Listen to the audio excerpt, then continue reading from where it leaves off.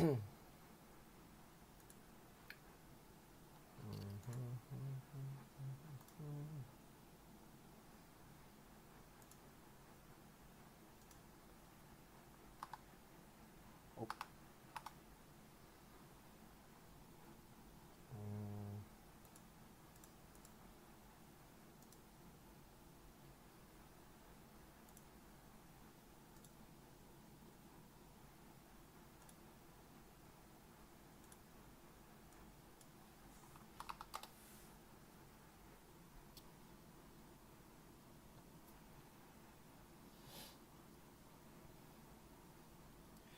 Hello, hello.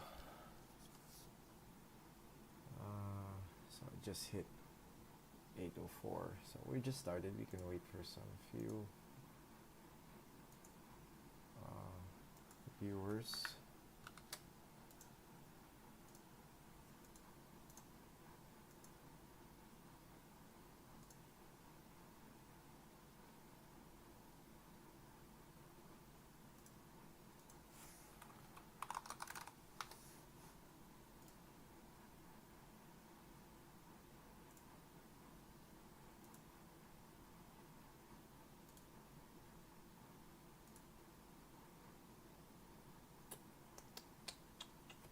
Oh, there's someone watching right now.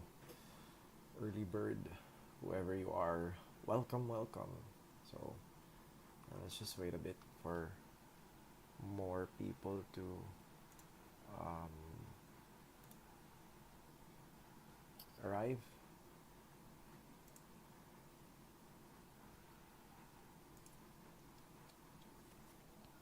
There's someone watching right now. Early bird.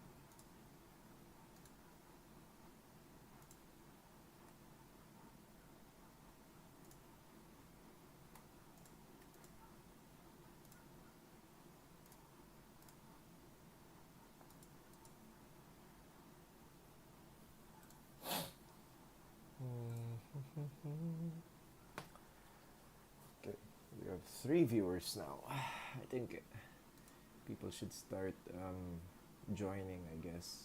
So let's give it a bit of a while, because people do tend to show up to these things a little later than the scheduled time.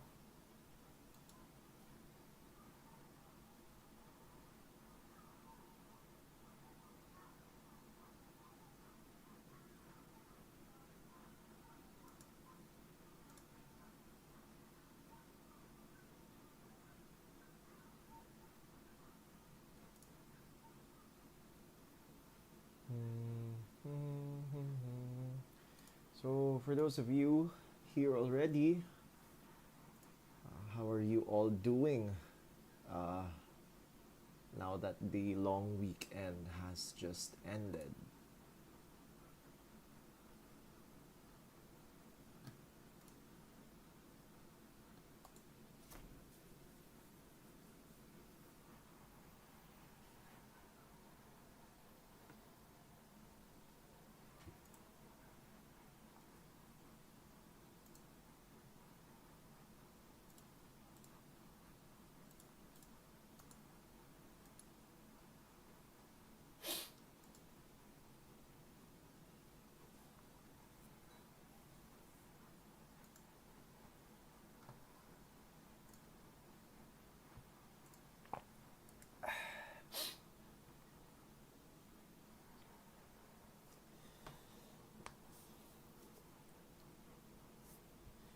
Wonder, is my volume alright? I can't be heard.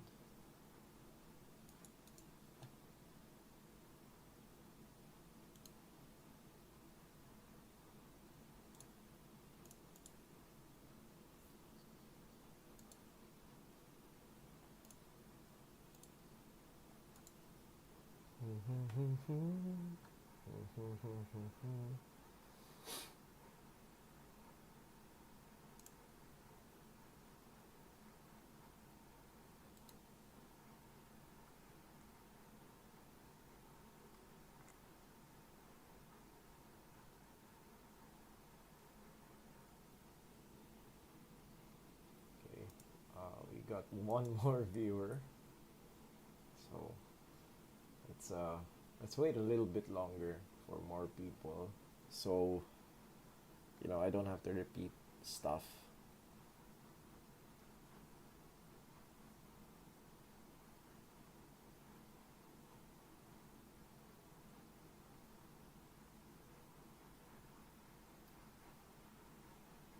Oh, what's this? Oh, wow. He can change it. Wow, you can change this. I only found out about this now.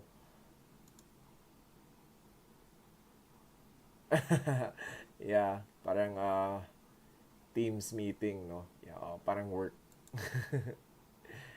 Lalo na end of the long weekend vibe, so everyone's a bit slow to get back in gear.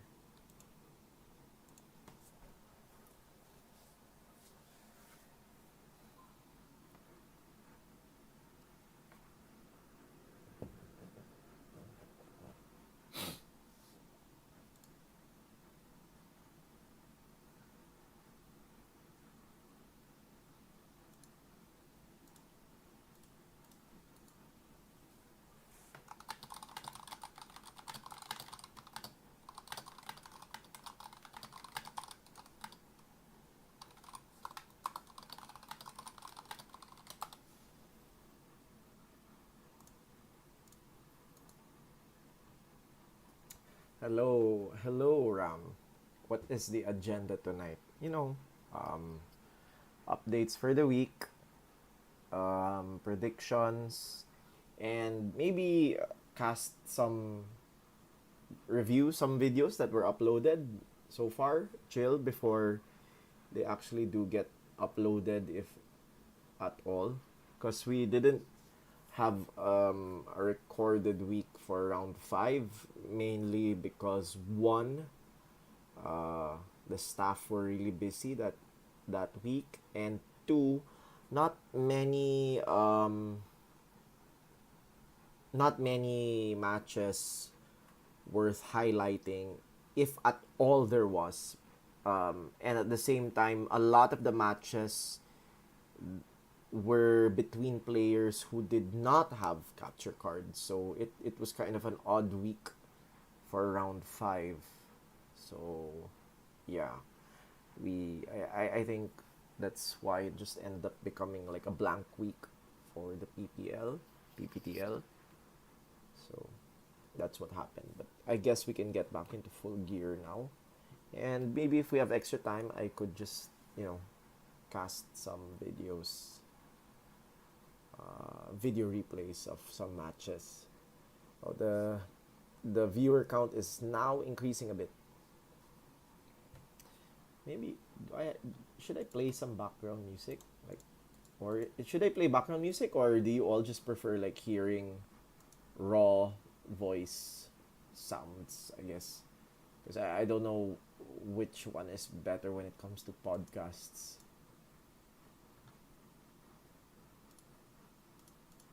So you all just let me know. I'm the type naman that likes to make things comfortable for the audience.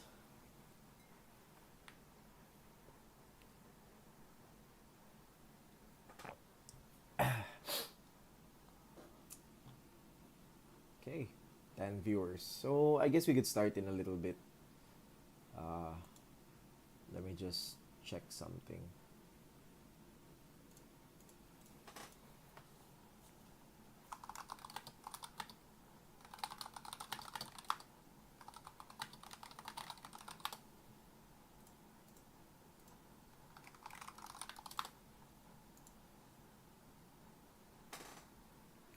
Okay, give me a second.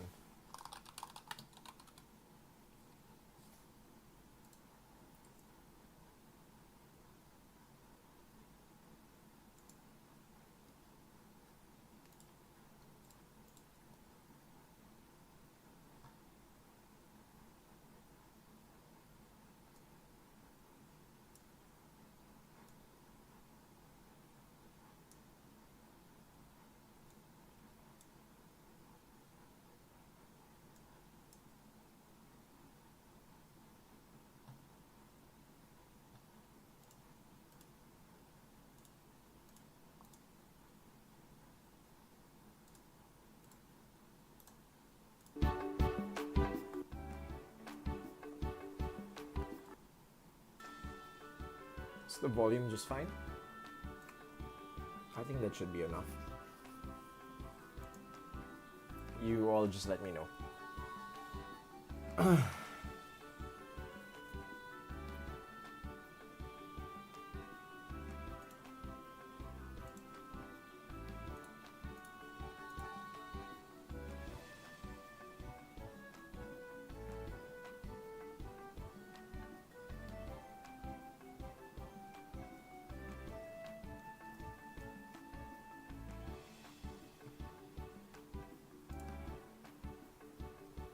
Okay.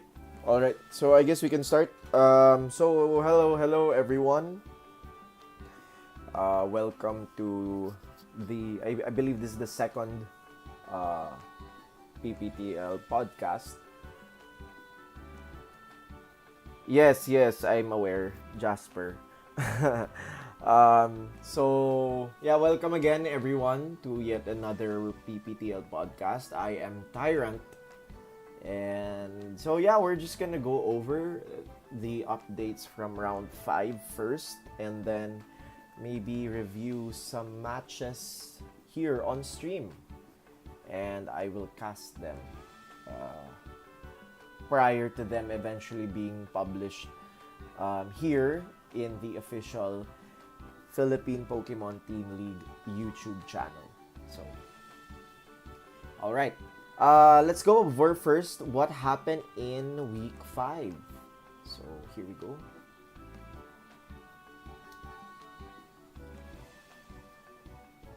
Is it zoomed in enough for everyone? Or should I zoom in further? Please let me know before I start talking, because I don't know if it's large, if it was zoomed enough for everyone, because on my screen it's zoomed quite a bit. Okay, hold on. I'll edit the...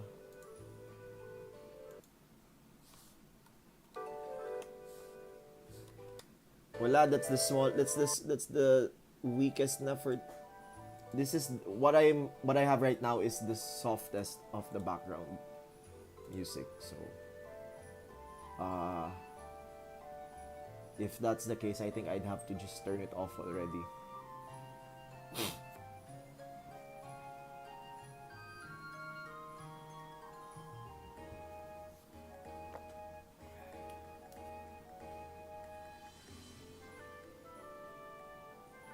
Saan kakain pagkatapos? I don't know. North Park. North Park tayo, Chocopaw. Okay, let me know, those of you there, if the screen is visible enough for you all, or should I zoom it in further?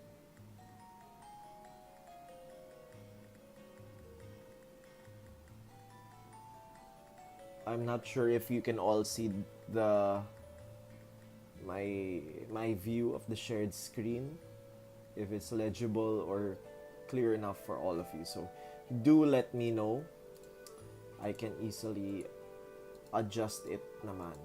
So yeah. Okay. So unless it is unless there's any other technical issues or qualms from the chat, feel free to let me know. But anyways, getting to it. So let's review all of the matches from round 5. So yeah, we start off with with just Spam Belly Drum going up against Balonlea Bayonet. So yeah, it is not centered. I can't this is because it's in the border already of the spreadsheet. So talagang hindi ma-center.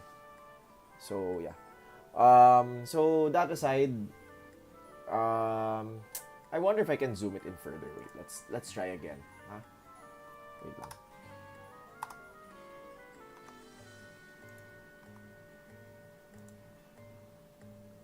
Let's try to zoom it in.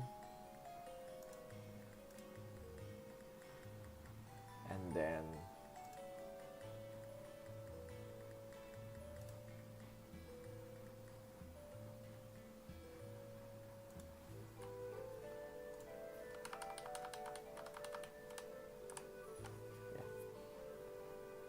I think that's decent.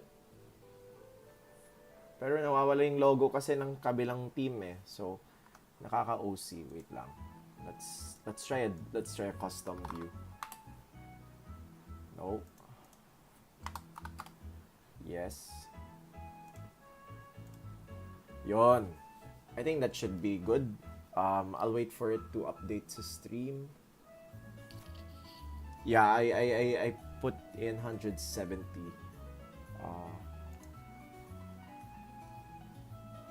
Yun. I think this is decent already for everyone to view.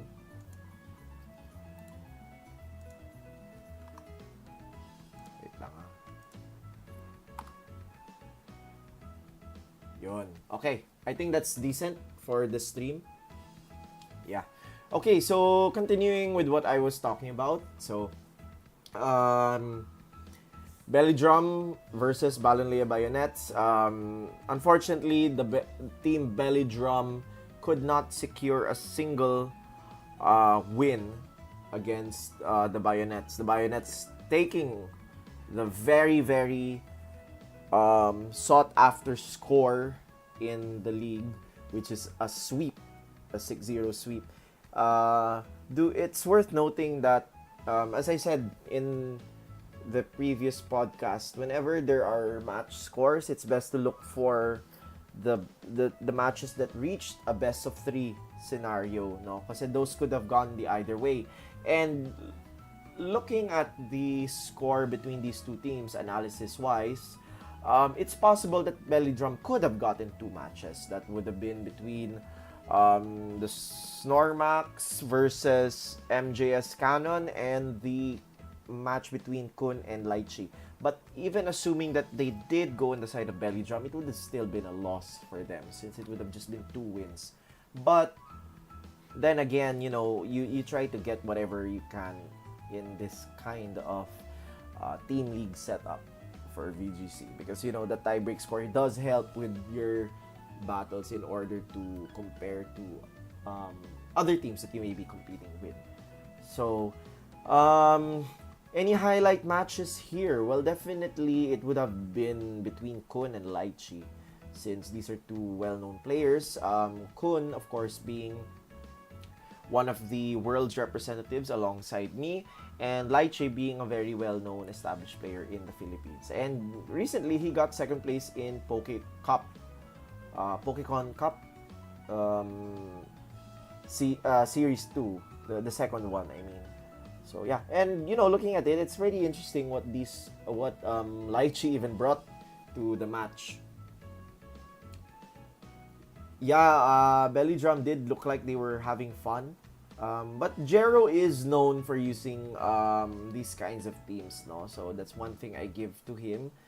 That they do enjoy playing Pokemon with what they like. So yeah, kudos to them for that. I give the same credits to Lychee as well, for in that he was using a very, very unorthodox team. Excuse me, I just had dinner, so I have some burps here and there. But yeah, Lychee did use a very, very unconventional Trick Room team. He ironically brought a Snorlax against Belly Drum, so that's very entertaining to see. Any other? I do give some notes here. Give credit where credit is due. Snormax using an unorthodox Galarian Moltres and Clefairy in tandem with the Grimmsnarl Pocket Pick. And then on the other side was MJS Cannon also rocking a Grimmsnarl, but this time with the Hisuian Gudra. So very bulky match. And then you can show my OTS. Pwede. Sige. Hold on. Let me pull it up. Give me a second to look for it. Total, si Lychee mismo yung nagsabi, di ba? Let's pull up his team sheet. Hold on. Lychee. Ayun, Lychee.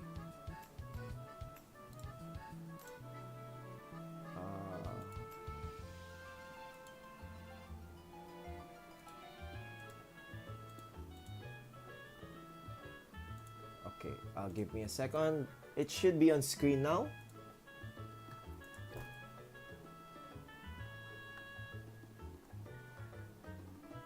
Yeah, there we go.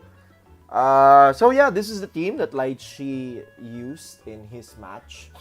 Uh, so there was an air balloon for a giraffe. So I don't know why it had an air balloon. I guess it was in theme with Lychee's circus theatrics. So he wanted the circus animal, I guess. Another interesting pick here was the Enamorous Therian form with Pixie Plate. So definitely would have been a hard hitter if it was on the field. And then there's the standard Armady duo. It's very very interesting to see here na I just realized the team name now that the chat is saying it. Madagascar. I just realized it now that I'm seeing it. Now I get it. Okay. I get it now. I get it. I get it. Okay. Okay. So getting back to it, it's worth noting that the armor. Oh wow, we're at 21 viewers. Hello everyone. Anyway, so getting back to it, the armor is just very interesting. It doesn't have a protect.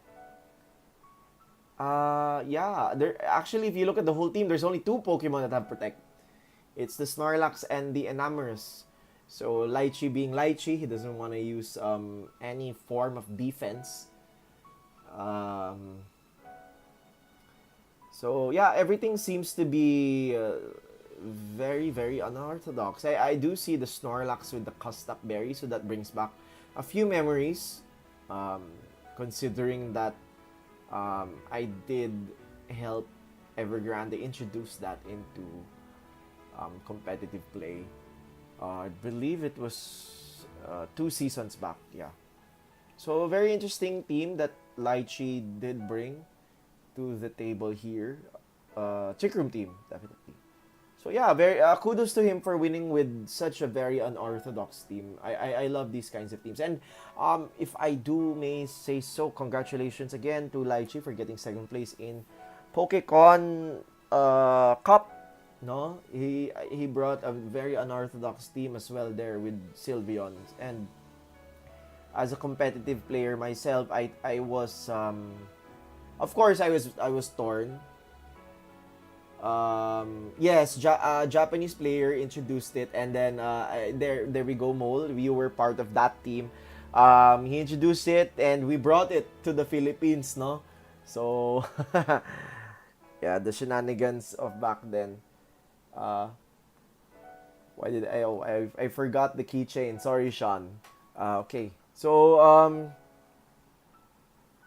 yeah. Where was I? Yeah, to Lychee, I I don't know if, how with regards to others, but at the very least with me, Lychee did light a long forgotten fire in me when playing VGC. No, when I first joined the competitive scene in the Philippines, I already knew how to play. I was playing with the Japanese and in other online small communities back then, wherever they could be. And I was always playing unorthodox teams or teams with unorthodox Pokemon because that's how the Japanese meta is really played. No, because it was closed team sheets, it was a game of knowledge, and at the same time, it's good to have a curveball that others don't know how to adjust to. And for the longest time, I did stick to that style. But at one point, when nationals came in, given the format being a best of one closed sheets, and I really wanted to go to Worlds, I think there was a side in me that just wanted to play the calculated kind of VGC that I have perfected to an extent. And for a long while, I think handling the pressure of like being the reigning national champion and trying to keep my image up or performance consistent, I've been playing somewhat of a boring style that everyone might have noticed. And it's because of Lychee that I think it's I think I wanna go back to my real style that I where I played to my full extent and abilities that helped me become the trainer I am today. So I do give um, props and kudos to Lychee for that. No, very inspiring, and so yeah, I wanna play close, if not to the entire potential that I have in VGC because of that. But moving along, okay, so let's exit this and go back. Yeah, so we touched on important things here with regards to the Balanleya versus Belly Drum, so we can move on. Next up is Everstone EVs versus Hearthome Hexorcist. Now this one was another close match, if I may say so, because 4-2 matches could go either way. And in this case, there are two scenarios that are such the case. One, obviously, as you can all see, is the match between Poncho and Zenith, which was a no-show, a default match. No, so Zenith took the win there, and another is the match between Kuroba and Himig, since this could have easily swayed more so in favor of Hearthon to getting a potential 5-1 victory. But yeah, Kuroba, props to them for being able to lessen the bleeding for the team. Any other? Oh, there's a highlight here. I do remember watching the stream. It's the Ice Ant-Man rocking that EV. He's rocking that EV here.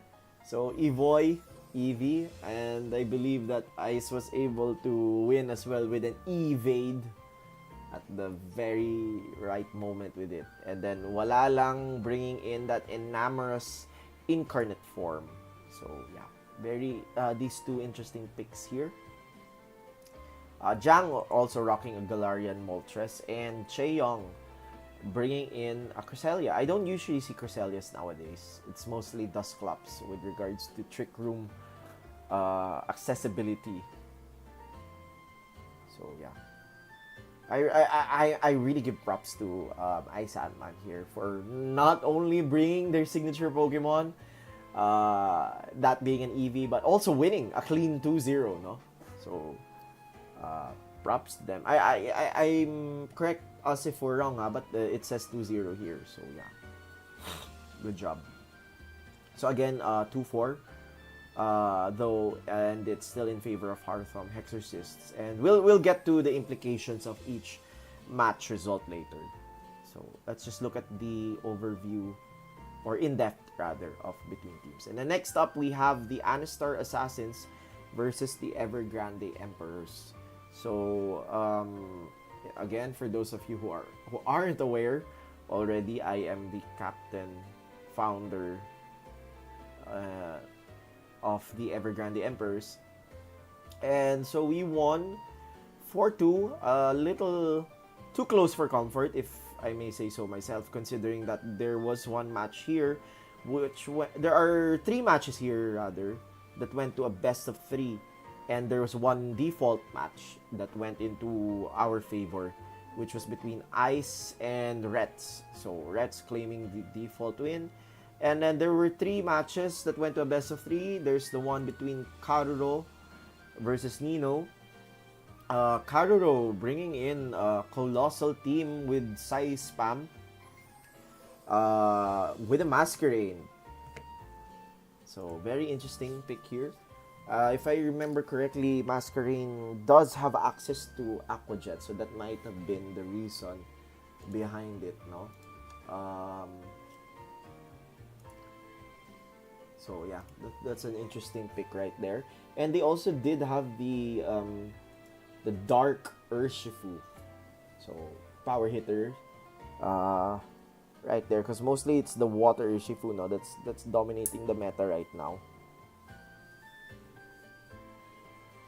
And then, so Nino was able to cinch the win.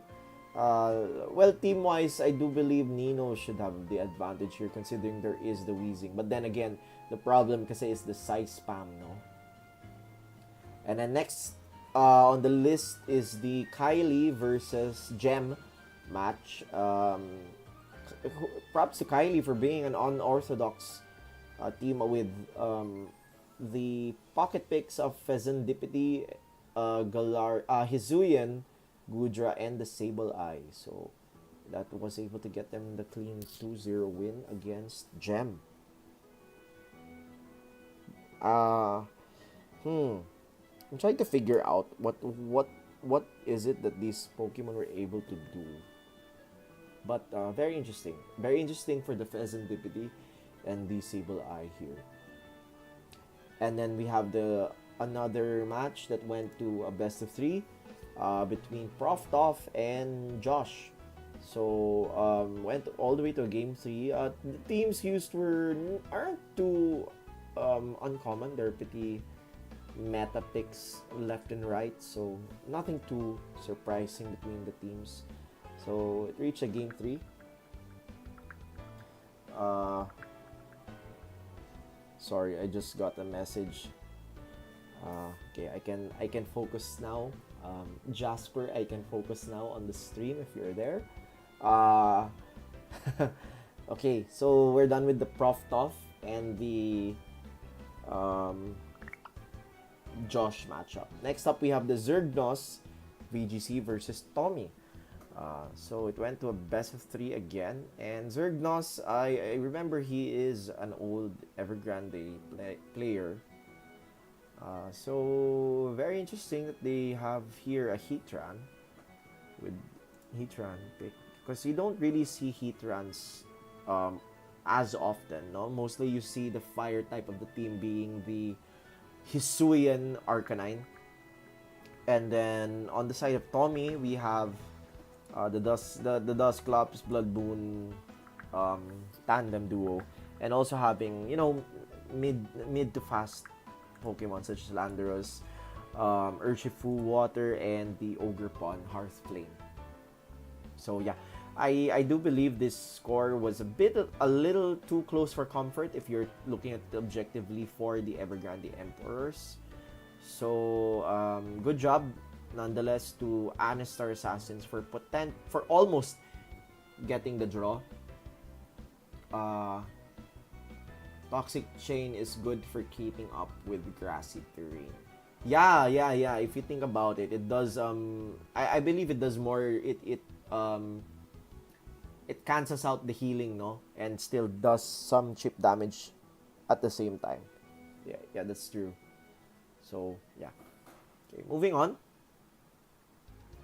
Next, we have the Little Root Legends versus Lumious Titans. Again, there's a default match here. There was a lot of defaults in round 5. So, yeah. Again, if we were to look at things from a best of 3 perspective, Mango Juice could have also taken the win against Exil here with an interesting Hisuian Lilligant team against Exil. So that could have gone either way. If in the event that it did go on to the favor of Little Root, that would have been a draw, no? And then considering pa this one, there was a default between PSN and Kevin. Then the other best of 3 match was between Goda and Kai. So a heavyweight match between these two players. Goda being a well-known player in the community, and also if I remember correctly, he is part of the current national team in the Victory Road World Cup, and he brought a very unorthodox team. I think this is the team that I lost to in the first round of Alolan Ninetales, Empoleon, Hisuian Arcanine, Roaring Moon, Sinistra, and the Dark Shifu. And then on the side of Kai, more or less a very meta team except for the King Gambit. You don't see King Gambit, as often anymore. So very interesting pick here. Went to Game 3. And so, yeah, this 5-1, very dominant win for the side of Loomis Titans. But, looking at things stats-wise, it could have easily gone either way. But nonetheless, it's still a 5-1. So, good job to the Titans getting the win. Spore caught me upon switching in. Who is Juice TV? I believe you must be Goda? Are you Goda? I don't know. I can't guess. Okay. So moving on. We have the Duraludon Smashers versus the Levincia Leviathans. So this one was close fight. Again, a lot of close fights that could have gone either way. And more so, Mango Juice. Oh, hello, Mango Juice. So, yeah, the Duraludon Smashers, very interesting team if you think about them, because they're a new team and they're doing pretty well in the league. They're considered a mid-performing team. I'll get to the explanations of behind that and the other classes later, but yeah, they're a mid-performing team right now in terms of their stats, and they're doing pretty well in the league. And the Levincia Leviathans are also, to that note, similar in the class, except they're on the upper part of that spectrum or tier. No? So this is really a very crucial match between the two, since it could have easily given Duraludon Smashers the chance to rise up within their tier category. And so getting into it, I do see here that John brought a Garganacl. So interesting to still see that coming into play in Regulation E. Ricky Sensei also having a Galarian Moltres here. Marshiro having Okidogi and a Clefairy. So very, very cool picks there. Default match between Ryzen and Ashen Ryu. Yeah, the rest are meta picks. And I guess if you look at the best of 3 here, I think it came down to the Chopper match versus Justin. Justin being Tatin, their team captain. So very close fight. And it's very interesting because I have no info on who Chopper is, but I do know that Justin is a good player, a very strong player in our community. And for Chopper to be able to bring them to a Game 3 must show some talent. So I do think that Chopper should be a player to watch out for on the side of the Duraludon Smashers. And more so, this whole league has been a very shocking season. Because the skill ceiling is going up and up. And I have no idea how high it is right now, considering that the average skill level of the competition right now for this season is the highest of all the 8 seasons of the Philippine Pokemon Team League. So everyone here is really, really good. I'm very astounded as to the amount of talent that joined in. And it's a shame that the talents of the previous season were not able to join this one, because this is a very good season for me. A lot of talent. Lots and lots of good talent here. So kudos again to the Levincia Leviathans for cinching out that win. And then lastly, we have the reigning champions, the one-side Fossils, going against our guest team of Mezagoza Mascaras. Close fight again with a 4-2 score. And this one could have actually gone either way, really. Like, it could have been a draw, or it could have been a win for Mezagoza, if you look at it. Because again, we have to always look at the best of 3 matches. And one of which is between Vin and Balrez. Vin being a very known player in the community, one of the best players, if I may say so, that the Philippines has produced. He was actually really good already the moment I came into the scene. So, very interesting that he brought here an Armady with the Bronzong. So, you don't see Bronzong too often, and mixed with the Ursaluna non-Blood Moon form. So, that's very interesting. You don't see as much of that around anymore. And yes, surprisingly, walang default between these 2 matches. So, and then Vin went up against Valrez, who brought an Okidogi. So yeah, very interesting that it went to a game 3. It could have gone either way. And again, as I said, it could have caused a draw. And then more so if we look at the next match between Chocopao and Jamsis, this could have easily also gone either way, making it another draw, a possible draw, or, adding to another possibility of Mesagoza winning. So, yeah, sure, Stone Side did win at the end of it, so props to them. But again, it's a very close win. It's too close for comfort for the big 3, if I may say so, between Stone Side, Lumious Titans, and Evergrande Emperors. It's a close win for all 3. Sure, it's still a win at the end of the day. Tyrant, yeah. But, I'm looking at things kasi that at the end of it, we will still have a playoffs. There's still going to be a playoff. So, it's good to see these things in a long-term perspective. So, nonetheless, congratulations to the Stone Side Fossils for getting the win. And yeah, not too much here to really discuss. But there is a Dragapult pala here for speed that I may not have touched upon. And then a Mimikyu for Omega Mark. And an Oranguru. Yeah. Interesting. Oh, and June having the Pelipper. Yeah. Oh, how could I have missed this one? Romeo versus Luis. Romeo had a Thunderous Incarnate, and then Luis had a Hatterene, Hisuian, and Hisuian Liligan. So, very interesting. Hydreigon. Oh, Hydreigon on the side of Chocopao. Right. Why? Tyrant, fix your eyes. Very, very interesting picks here. So, yeah. Congratulations to Stone Side. Let's go to the overview, of let's wait. Before that, let's look at this new tab that I always say that players should keep growing and growing, and I can't stress it enough that Chocopao continues ever so to outdo himself with the spreadsheet that he has provided the league with. So bless him talaga, that he created this summary of results table. So it's easy to see the results of the teams as well as seeing your future opponents in advance. No? And yeah. So just some let's use this table right now for this part of the segment, no?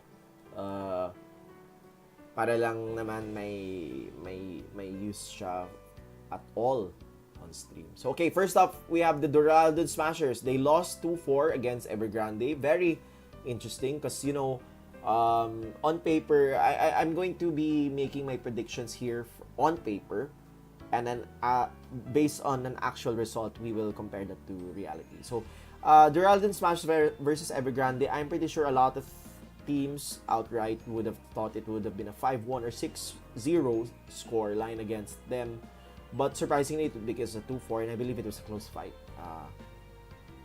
Same with Belly Drum, Hearthom. Close fight between the two on the side of Duraludon Smashers. Oh, sorry. Duraludon Smashers won versus Belly Drum. My bad. 4-2 and 4-2 again against Hearthom. And then they lost 2-4, 2-4 against the one side, Levincia. Evergrande, still no losses. Hearthom finally getting their first win against Everstone EVs. So, huge congratulations to them. They are now on the board. They finally have a score. If I'm not mistaken, I think they were the only team that did not have a score as regards to team points. So congratulations to them. They are now on the board. And more so against a team like Everstone EVs. Next up, we have another member of the Big Three, the Lumious Titans. Still no losses as well, except that they are performing numerically better than the Evergrande Emperors, considering that two of their wins are 5-1, one of which is against Everstone EVs and the second against the Little Root Legends. And then next we have the one leading the mid-tier category of teams, which is the Levincia Leviathans. They have one loss that was against the Evergrande Emperors, but nonetheless they do have a 5-1 victory against the Balonlea Bayonets, which puts them a bit ahead of other teams in terms of the tiebreak score. And they were able to draw against Lumious Titans. So, draws are very huge in this league. More so if it's against a very strong team. Because at least you did not lose, diba? So you still gain that 1 point. Next up, Balanlea Bayonets. Again, they lost to Levincia. But, again, it should be worth noting, if you look here closely, they have 2 matches. They're the only team so far that has 2 wins at 6-0. So that's a very, very strong scoreline if you think about it. The only thing that's holding them back, if you can at all consider it, is that they did lose 1-5 against Levincia. And at the same time, they have 2 draws against Anistar and Little Root Legends. And in my opinion, I think they could have gotten a win against Anistar on paper. But very, very good job for Anistar Assassins for taking a draw against a team like Balanlea Bayonets. They're very experienced.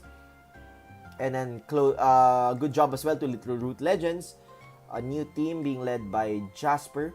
So very good job on them for also being able to draw against Balanlea Bayonets. But as a whole, I believe that Balanlea Bayonets is above average in terms of the stats needed to secure a playoff victory. Next up are the Everstone Eevees. Now, this is a team I'm surprised are underperforming from what I really did expect of them, considering that, it was a close fight, 4-2 against the Mesagoza Mascaras. Tragic loss against Balanlea, 0-6, and then another tragic loss against Lumis Titans. They were able to draw against Evergrande Emperors. So, good job for them against that instead of, losing another one. No? So, that stopped their lose streak that was back-to-back. But, unfortunately, they lost against Hearthome Hexorcists. So, Everstone Eevees not having a very good start in the league, the first half, rather. So, they'll have to pick the pace up if they want to get an invite to the playoffs of this current season. Next up, we have the guest team, Mesagoza Mascaras. They started out with a close loss against the Everstone Eevees, but that did not stop them on a 3-round good performance, because that's in the next 3 weeks or rounds rather. They were able to get 2 wins, 4-2, and a dominant 5-1 against Little Root Legends. And then a draw against the Belly Drums. And unfortunately, recently, a loss against the one side. But as we did mention earlier, this loss was a close one. So, you may look at it as a loss, but it was a close loss. Against the reigning champions, no less than that. So, I do believe the Mesagoza Mascaras have a strong chance to make it to the playoffs. I am not sure about the upper bracket, but I have a very strong feeling they will be able to get a playoff spot. So, given if they keep up their performance that they're going with. So, I'm very astounded with them. So, huge props to the VGC Bacol community. I believe it is Neos. No? Neos is the name of their group. So, huge shout out to them. And their team manager is Earl. And their team captain is I get so many names mixed up. So, forgive me. Because I know they have 2 members with the J in them. Ayun, si Jebongski man, si Bane is their captain. So, very well-oiled machine yung Mesagoza Mascara. So, I cannot stop in giving them credit no how they're handling their team. Lalo na it's their first season. So, good job to them. If any of you are in the chat, you should be proud to be part of such a team. So, good job. Next up, we have the Anistar Assassins, a returning team. And unfortunately, they're not having a great start in the season. Sure, they do have that 1 draw against Balanlea Bayonets, but they have yet to secure 1 win. So, although they have 1 point on the board, but, at this point, they need to start securing wins if they want to have at least a shot at making it to the playoffs. So um, they gotta pick up the pace. But it's also worth noting that there are 3 losses between the Mesegoza, Lumios, and Evergrande. We're down to a 2-4. So I think they just need to pick up the pace, and they could possibly get those wins, if not at all draws. No, but better than losses. And then we have the reigning champions. Finishing out the big three, the reigning champions, Stone Side Fossils, also without a loss. They have a dominant 5-1 win against Anistar, a draw versus Little Root Legends, and then wins against Belly Drum, the Smashers, and the Mascaras. And then Little Root Legends, another new team with a very strong win with the season of 5-1 against Belly Drum. A draw against the reigning champions. Unfortunately, huge losses against the Mascaras and the Titans at 1-5 apiece. And another interesting draw with Balanglea Bayonet. So I think the Little Root Legends have a shot, a real shot at the playoffs, no? And then to round it out for the discussion of the records already set in, or the matches that were played out, are the Belly Drums. Unfortunately, they are on the same boat as the Anistar Assassins, that they have no wins yet. They have 1 draw, so they're not scoreless. But yeah, the loss between Little Root and Balonlea is really painful, if I may say so myself, because it's 1-5 and 0-6, so that really drags down their tie-break score a lot. So again, like Anistar, they have to start winning.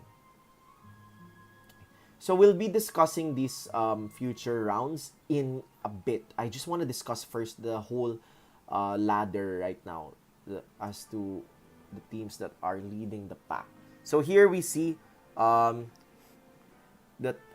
Chocopow did edit this, so you can see on the left side the danger spot, the lower bracket spot, and the upper bracket spot. So this should help you understand who makes it to which part of the playoffs, if at all.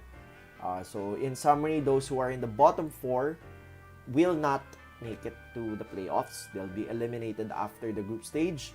And in those in the 5th to 8th place, my tongue got stuck. 5th to 8th place, they will be invited to the playoffs, although in the lower bracket, meaning they only have 1 life to spare.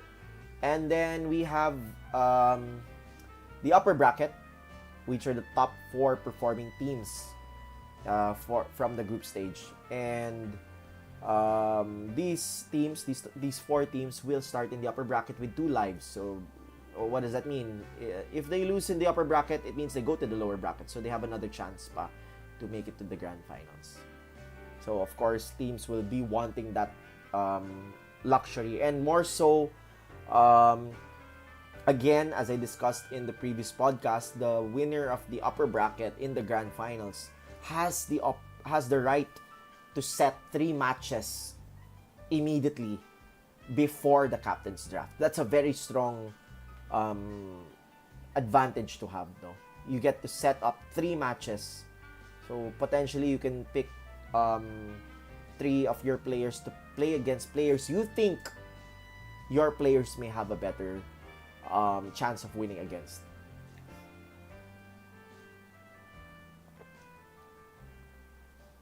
What was that, PSN?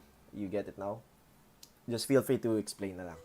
Anyways, so going on, yeah, okay. To explain the classes of teams that I was mentioning, first we have to talk about the one that's easiest right now is the top tier teams. And right now, the top tier teams, to better describe them for the present, are the big 3. That's the Lumious Titans, the Stoneside Fossils, and Evergrande Emperors. And after round 5, Lumious Titans are now the top 1 team. So that makes it that the big 3 each had a turn at being at the top 1 spot for the week, no? So that just goes to show that all 3 teams are pretty close. Because if you look at it, it's only down to 1 match win one match win difference between them. See?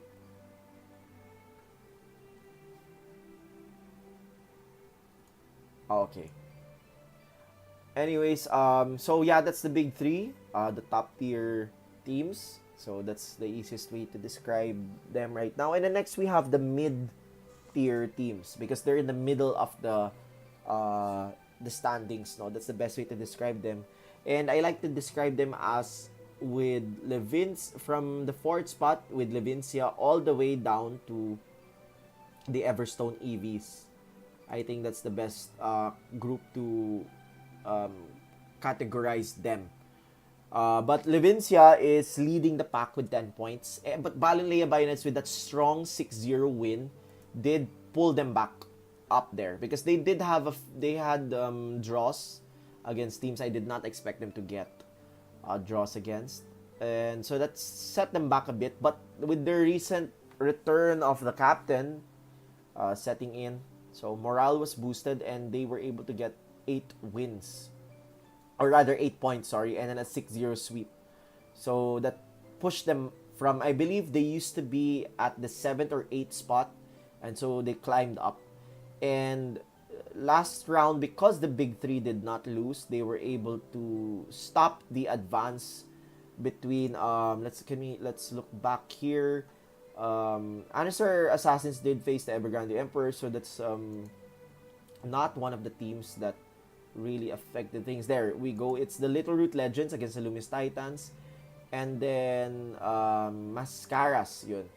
So it stopped the advance of the Mascaras and the Legends from pushing upwards, and because of that, Balinlea had a chance to overtake them. So that's if you're in the middle tier right now of teams that I just mentioned, what you're gonna wanna be hoping for is that any other matchup other than your own, if it's a mid-tier team playing against the big three right now, you're gonna wanna hope that the big three are the ones who win. Why is that? Because it means that the other mid-tier teams where you are grouped up with, if you are a mid-tier team, does not push upwards with your points. Meaning it gives your team a chance to overtake them. So technically, if you're a mid-tier team right now, you will want the big three to always win against all other teams.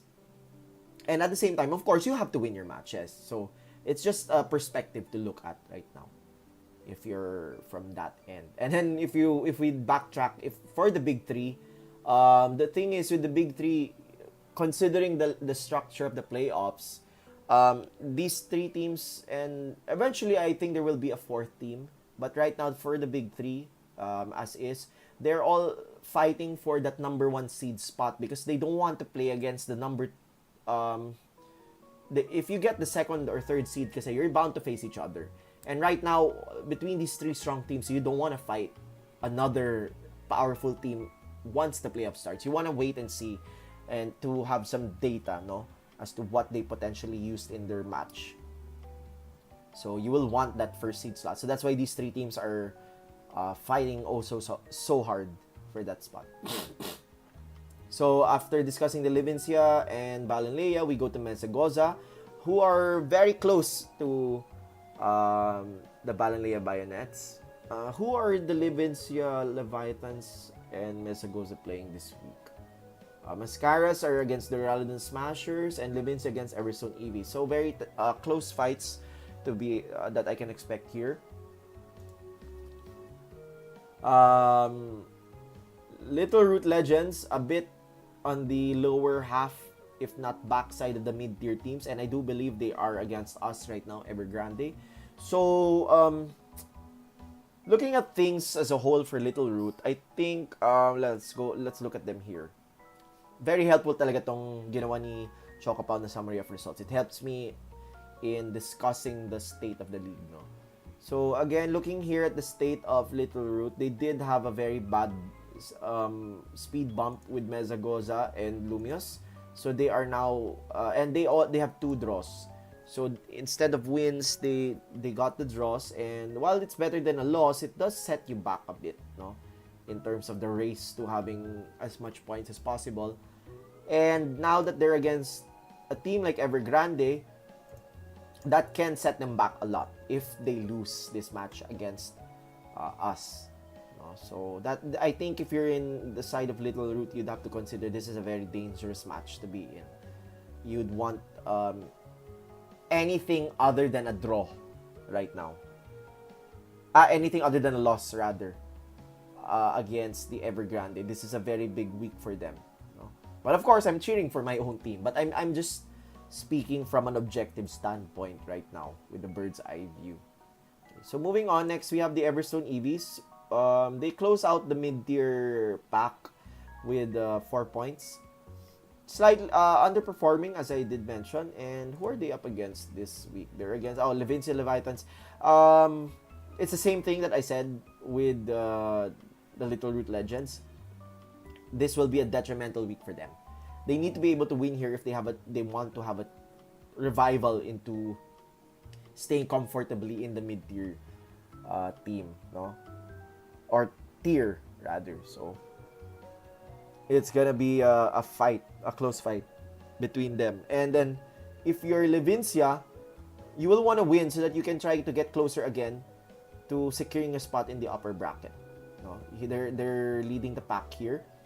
And I think if they win this, that would, without a doubt, set them to be part of the upper bracket tier for a bit of the future rounds in terms of discussion. But if you are part of the middle tier teams, of course, you will be rooting for Everstone EVs. You know, as in this competitive league, you will be wanting to root for other teams to be beating certain other teams. Kasi that way it keeps the, you know, the balance that you need to, the minimum rather, that you need to meet lower. Kasi if Levincia wins, edi that makes things harder for teams such as Balonlea and Mesagoza to try and overtake. But then if Everstone EVs wins, then that means it hinders Levincia, no? That you have to look at everything as a whole. Now to close out the tiers, we have the low tier teams in terms of their performance thus far. There's Hearthom leading the pack, Anistar, and Belly Drum. So Hearthom had no points up until the last round, where they were able to get a win against Everstone EVs, and in my opinion, this was a very huge win for them. Why? Let's look at their results here. As we see here, they suffered loss after loss after loss, 4 weeks or 4 rounds straight, and that left them with 0 points, no? Whereas other teams already got at least 1 point. But their win now against the Everstone EVs puts them at 3 points, obviously. And the thing about that is, if you consider who they faced the Titans, they faced the Emperors. That's 2 out of the big 3 already. They faced the Leviathans that are leading the mid-tier pack, and then they face a strong team such as the Smashers. And it's all 2-4. 2-4 losses. It's pretty close. Heck, their win nga is 4-2. So, a little too close for comfort, but nonetheless, very close fights.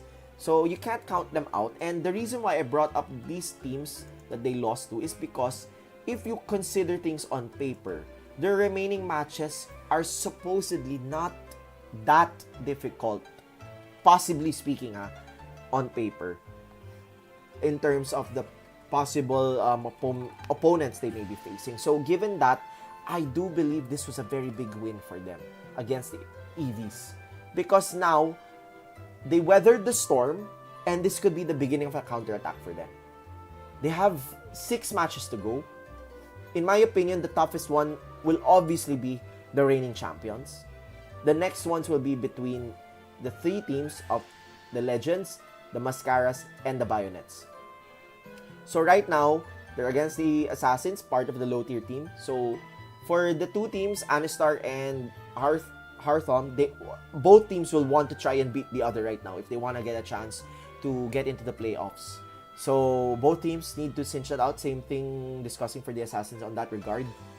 But the next thing specifically for the Hexorcists are that, assuming if you're looking at things from the point of view of Hearthom, let's go back here. Assuming that you are on the Hexorcist side, you want the Little Root Legends to lose. Again, as I said, when you look at things from a bird's eye view and unbiased regardless of your team, you want the mid-tier teams to lose if you're behind them. Because, why nga? Because it means that the minimum amount of points you need to reach to stay in the in contention of the lower bracket spot needs to be lower. So, if it's lower, it means it's easier for you to get in. Diba? Whereas, kunwari, what if Levincia, let's say, hypothetically, Levincia is 8th spot at 10 points. Edi, you need at least 10 points to make it, to get an invite into the playoffs.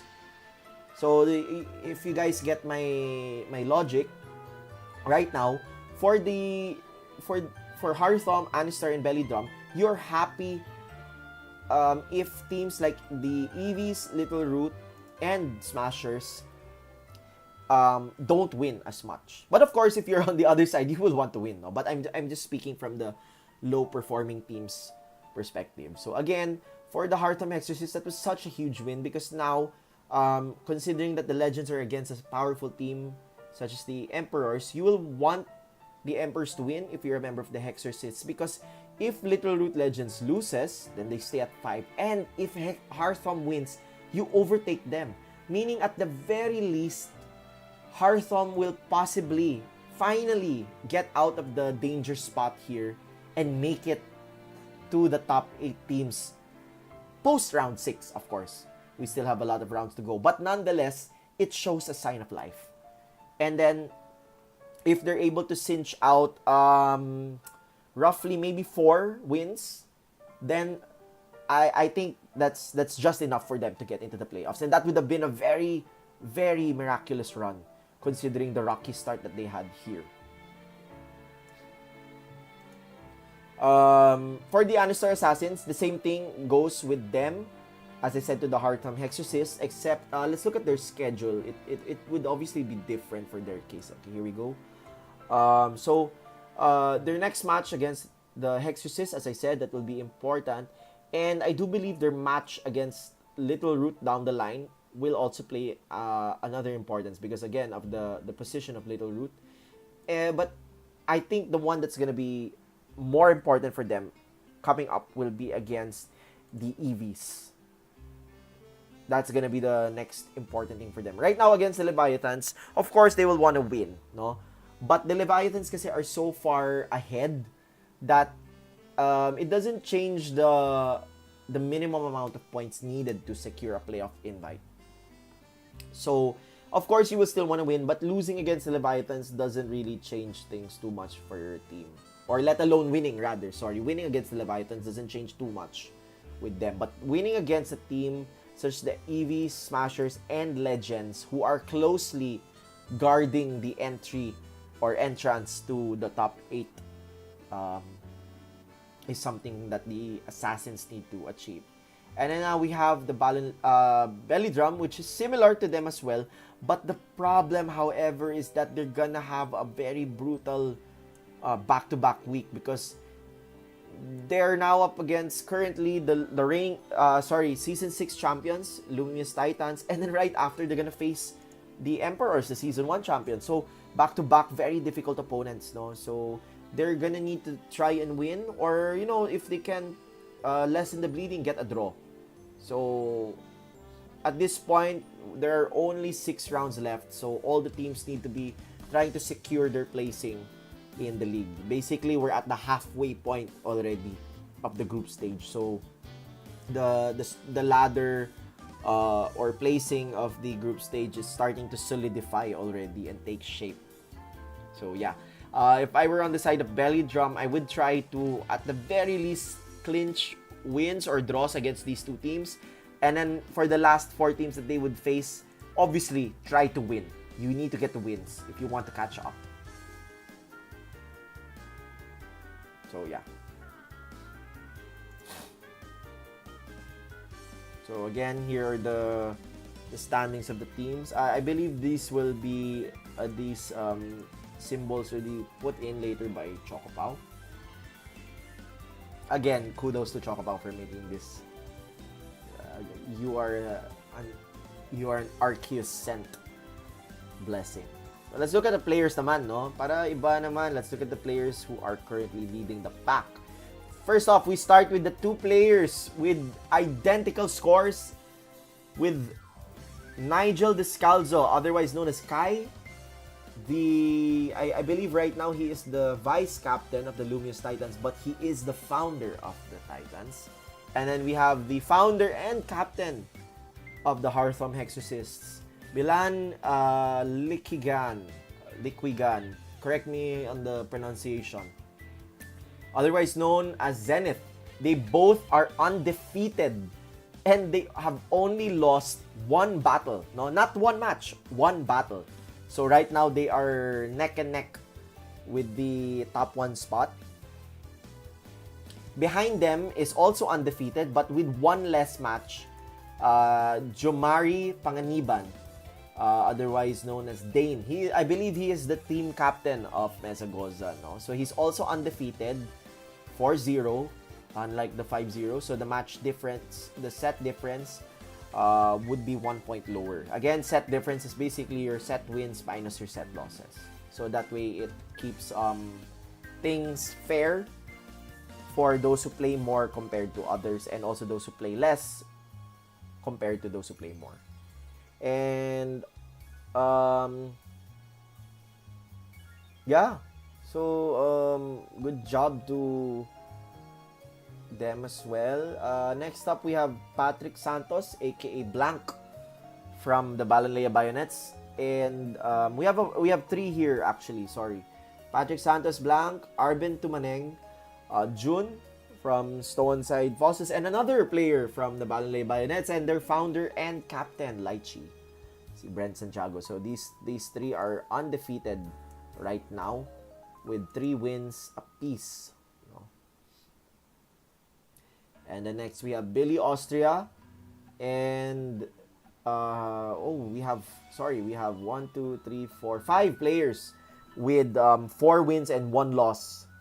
So we have Billy Austria, Asterisk, Vincent Ignacio, Patient, Ryan Tuyor, Num Nums, Alvin Rambano, Vin, and Exil Lorenzo, Exil. So respectively, their teams are the Duraldan Smashers, Lumis Titans, Anistar Assassins, Stoneside Fossils, and then Lumis Titans again. So very good job for these players. So they're fighting for the top 10 spot. Kasi nga, there's prize money for the top 10 and a bigger prize money due to our wonderful sponsor who said he did not want to be named, if I remember correctly, who is sponsoring a large cash prize for the top 1, 2, and 3 best performing individual players for the season. And then, after Exil here, the remaining matches are a bit close, so there's nothing really worth discussing here since it's still taking shape for this portion of the performances of the players. So the only ones that were really worth mentioning were only up to Exil. What else is there to discuss? Oh, Pokemon usage. That might be helpful for some of you. So, number 1 most used Pokemon thus far has been Iron Hands. Well, I'm not surprised considering that the skill ceiling or skill level rather necessary to pilot an Iron Hands is very low. You know, Iron Hands is very friendly Pokemon for VGC. You don't really need to be too skilled at the game to pilot it well. It's a very well-built Pokemon, very good base stat distribution and base stats at all. So, yeah, even without its ability, no, it's still a very powerful Pokemon. However, its win rate is at 48%. So, that does come with a risk with that. Its most paired partner is Landorusterian. Obviously, because Iron Hands is weak to ground type moves and Landorusterian is immune to ground types while also providing Intimidate support. So, yeah, the rest are Fluttermane, Urshifu Water, Landorus. Actually, this top 6 Pokemon right here, you can make a team already. Yeah, this is a meta team. These 6 Pokemon is actually a meta team right now, if I'm not mistaken. No? So, Yun. So, ayun, I got confirmation that my first pronunciation, Likigan, is correct. Thank you, Zenith. Most unique Pokemon used. No? Yeah, let's not talk about the meta Pokemon, but um, hanggang dito lang kasi. Hanggang dito lang yung data. But I think we can do that by viewing the results now. Yeah, that's interesting to see. Let's look for interesting ones. Ito. Ikaw, from you, Ram, use the Stone Mask. Ogre Pon. Oh, Stone Mask. I don't think I've seen others use that. Gallade, used by Faraja and Alfie. Ano pa? Regidrago.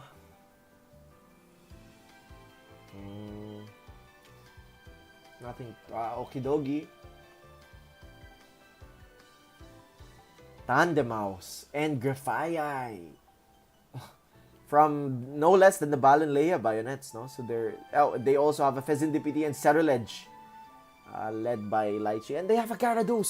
So, the flower power team of the Bayonets. I never stop getting amazed by their team. Kasi, me as a player, I stormed into the scene with unorthodox Pokemon selection and a playstyle. So, seeing a team like the Balanleia Bayonets being shaped into something like that by no less than Lychee really makes me happy. Kasi nga, we're birds of the same feather when it comes to Pokemon usage and playstyle. Very similar kami. So, it makes me happy seeing those of my kind succeeding. No? So, yeah, props again to mention to Lychee for also reigniting that fire in me to, maybe I should start playing my old style again. Because it's been a hassle to just keep playing the same stuff as everyone. Just, for those safe or sure wins. Yeah. Anyways, next here we have a Spectrier and Como by MJS Cannon. So, very unique Pokemon usage talaga, no? From the side of the Bayonets. Azumarill from Serena here. Unique. Oh, we have a Galarian Zapdos from Prizol. And we have Sneasler from Kirby. So, unique picks here. A Basculegion from Pau. Another Como.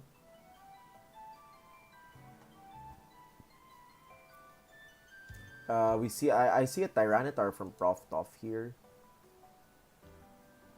Excuse me. Glastrier on the side of ice. So, fitting with his name, no? He even has an Abomasnow. Ice na ice. So, here's the Colossal and Masquerain. Very unique. Jero with his signature Oricorio. And this is a male Indeedee. It's a male Indeedee. Yeah, it's a male Indeedee with a Flamigo. Very interesting, no? Okidogi. Two Okidogis on the side of Little Root Legends. I think the Legends are the ones who use Okidogi the most ata. Parang dapat yan na lang signature mon nyo.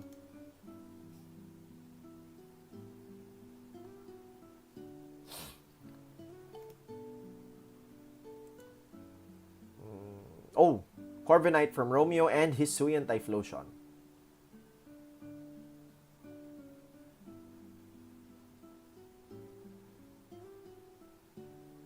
Milotic from Paulo. Empoleon, Scizor from Maria Stella.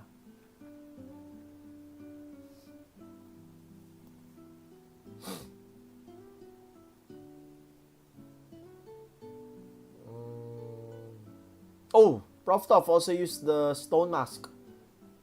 Ogre Pawn. And the Slowbro. And the Salamence. Wow. A Breloom.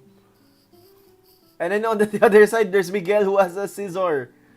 Oh, that must have been a fun match.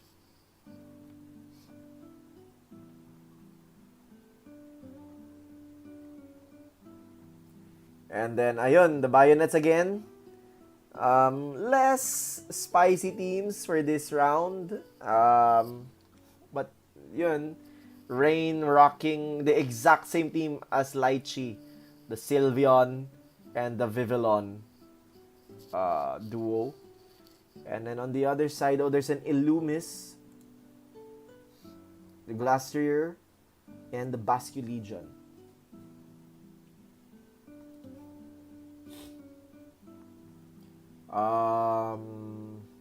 Regidrago, I guess, is the most unique on the side of the Titans. They're using very standard Pokemon.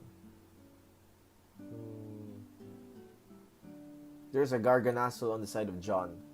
And it got to a game 3, no? So, a very close fight. Another Okidogi. Gyarados. Also present there.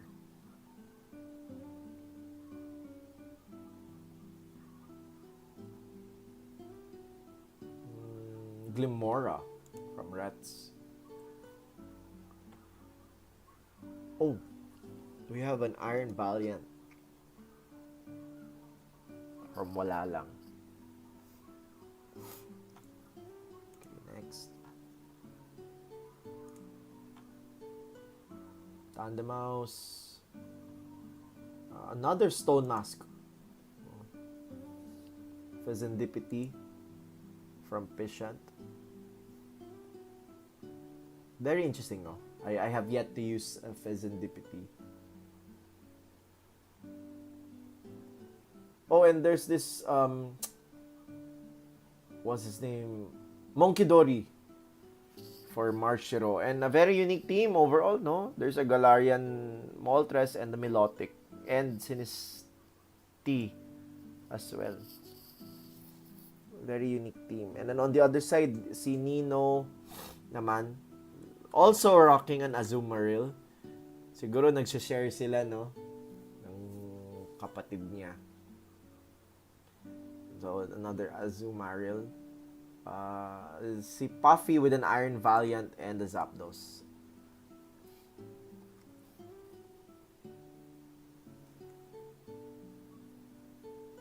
Yeah, I think that's it. I guess yung sa akin here. And si Alfie using Hisuian Liligan, and ako yung grass na Ogre Pawn. Moving on, Salamence from Cheong, King Gambit for Zenith,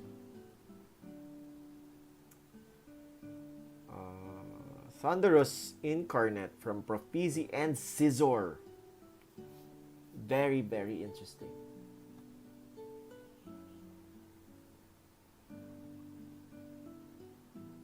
Milotic and Spectrier from Vasti.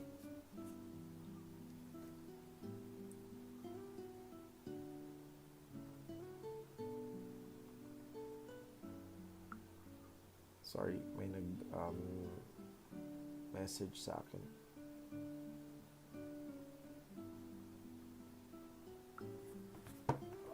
And then we go to the roulette of a team.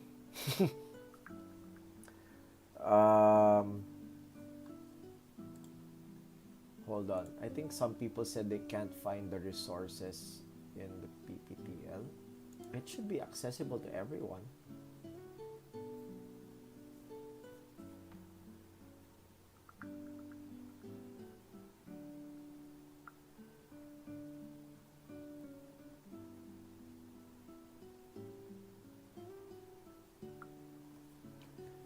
Okay.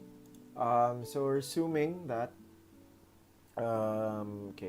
Stone Mask, Art, the one run by Penglin, very interesting. Sable Eyes, Sylveon, and Incarnate Thunderous. And then we have an even more unique team from Trick, no? We have the Landorus Incarnate, Sableye again, and Screamtail. So, napakasaya naman tong team na tong Bayonets, no? And then next, Sneasler, Stone Mask. So Stone Mask, not too rare na. It's been seen enough times already.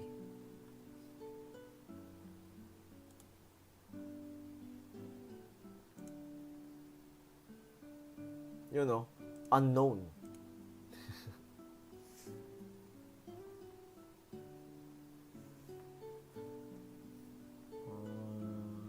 Yeah, Incarnate Landorus here used by Patient.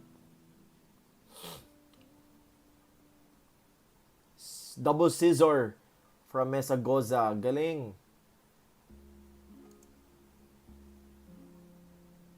Oh, foo! It's Pachirisu and Scissor. Tapos they won. Ito yun. Si Maria Stella versus Mutation Kernel. Galing. So, give me a second. I just received the may result na. Ang bilis.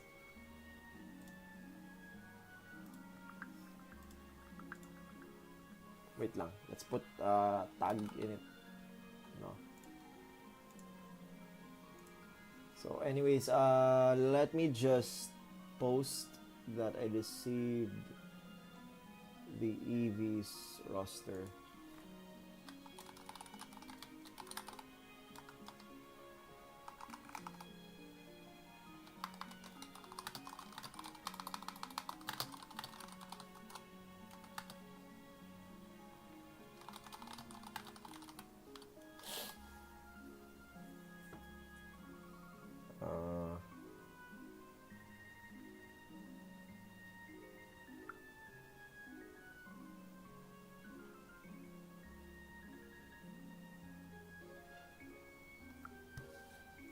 Okay.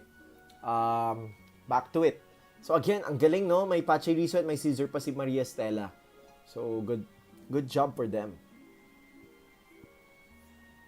Really good job. May dalawang follow me users to. May isang Clefairy pa, oh. Ang galing. Really well played.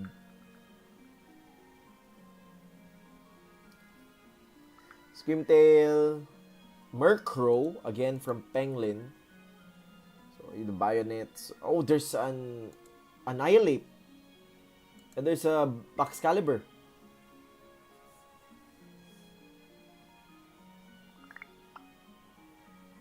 On the side of Legends, an Annihilate as well. Two of them. Sneasler, Okidogi. So yeah, nothing too rare. Here, Vin using an Reggie Eleki. Speed with the Dragapult. It's surprising how I memorize the names of Pokemon very well, but when it comes to my ACADS, I don't memorize things as good. I think everyone can relate, no? There's a Monkey Dory naman here used by Rikyu. Itong dalawang teams are exactly the same.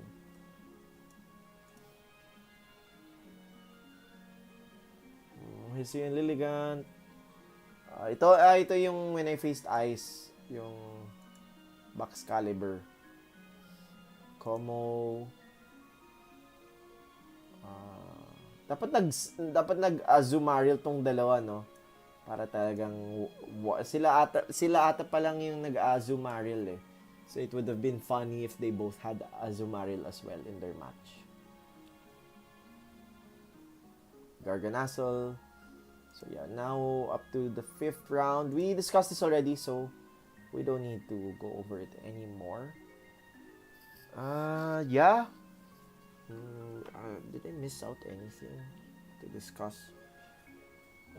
We have 11 viewers left in the stream, so yeah, if there's anything else you guys want me to discuss, I'm free. Also, like Q&A forum, I guess.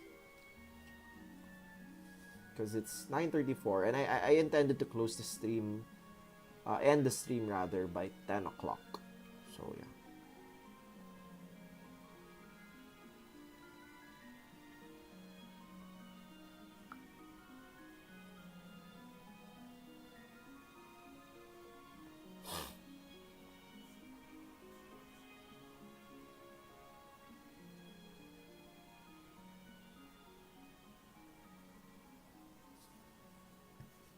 Again, just let me know if you have any questions from the stream, no?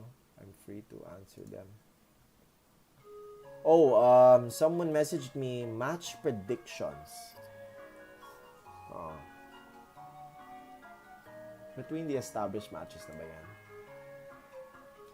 Hindi ko pa na-post yung I prefer posting the matches on my own kasi so that it's very immediate.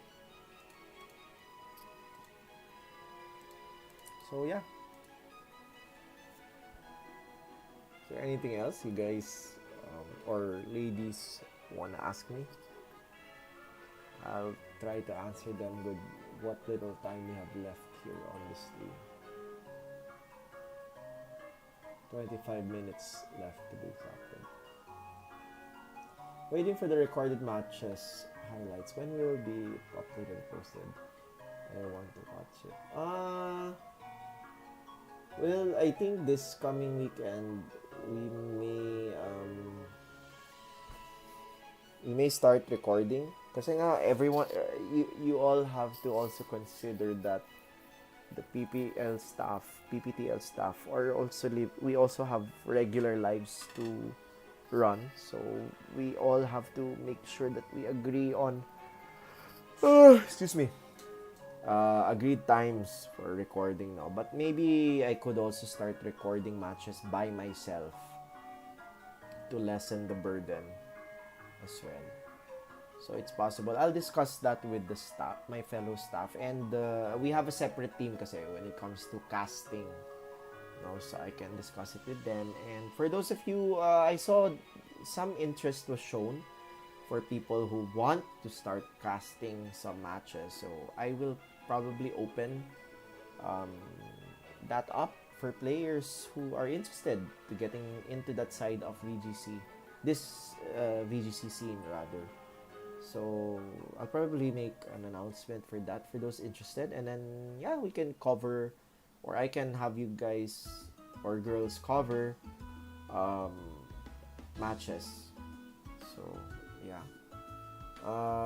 What else? Yeah, I think maybe I'll try to figure out the schedule of uploads for this week. I can help out naman with that. I don't see myself having too heavy of a workload so far unless biglang dumami yung tasks out of the blue.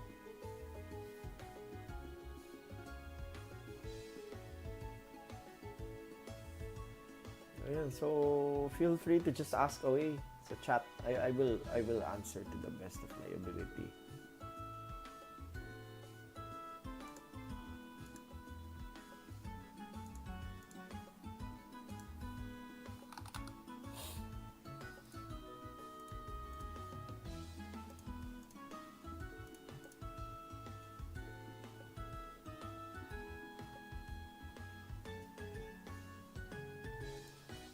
Oh, I think there's a match here. Was this one of the highlight matches? Wait lang, let me check wala kasing highlight matches nung week 5 nga pala, no? Wait lang, we can cover one. Give me a second.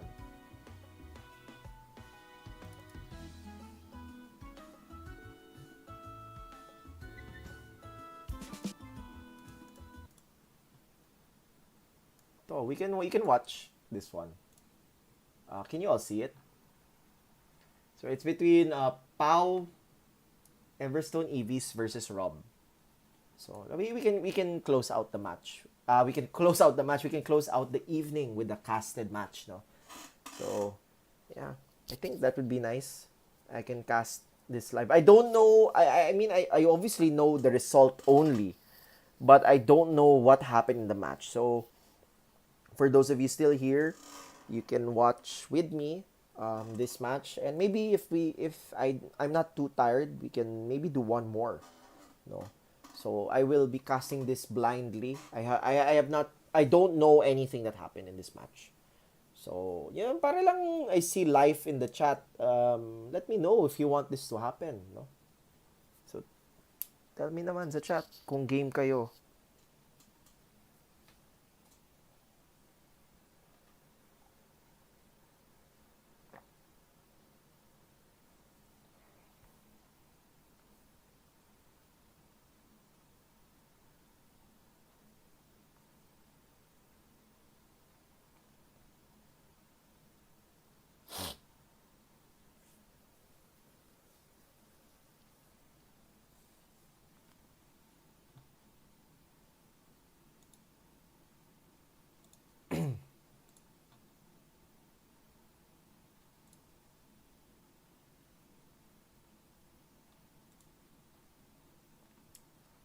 Okay. All right, let's game. Let's do this. It's loud. Let's skip this. I don't want to watch this setting up. Ayun. So, okay. Okay. I don't know the team sheets. So, let's play this like it was back in my day of VGC, no? So, we have here on the side, I believe this is the side of Rob on the left. So, Rob is rocking a furry giraffe. Urshifu, I don't know the form. I'm guessing Urshifu Water. Rillaboom, Heatran, Chen, Pao, and Dragonite. I think this was Rob's team nung Pokecon. And then si Pao with the Hisuian, Arcanine, Urshifu. I don't know the form. Probably Water. I Water to. I know this team. I used that team. I just modified it. And then meron silang yung Grass Ogrepon, Goldengo, and then Thunderous Incarnate. This is the Neil VGC. No, sorry. Neil used this team. Si Jamie Boyd, I believe, if I remember correctly. Ito yung team na nagamit niya. So, yeah, as they're selecting their teams here, personally, I think just to help people see, so Boyd team nga. Thank you, Jasper.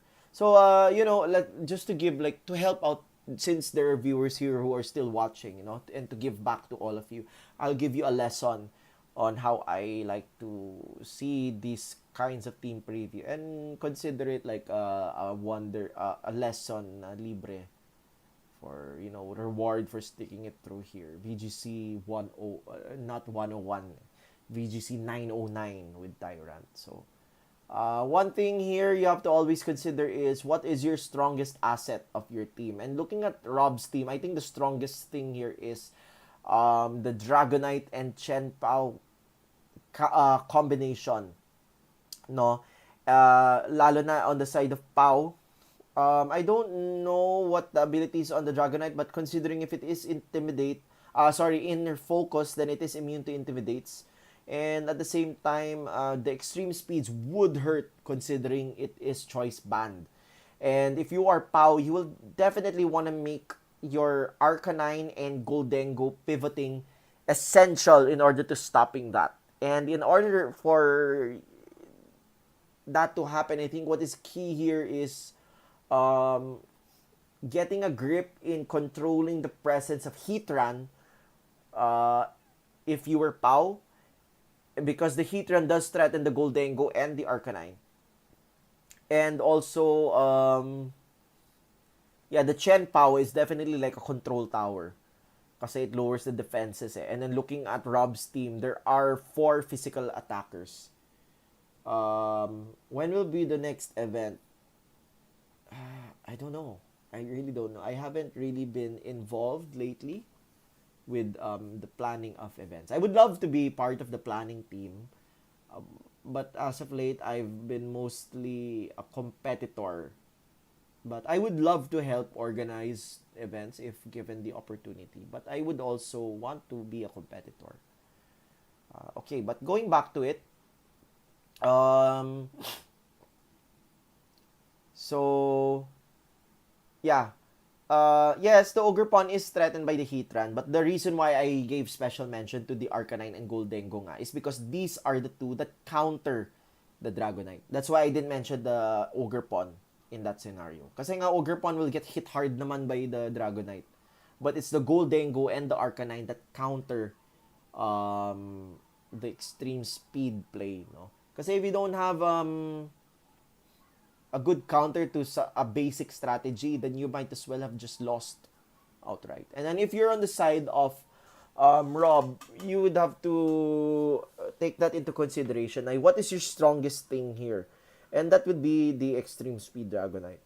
No? And at the same time, you have to feel threatened that the Roaring Moon is most likely this. I believe this is the boy team, so it is the fast Roaring Moon, no. So that's very tricky. So let's get into it.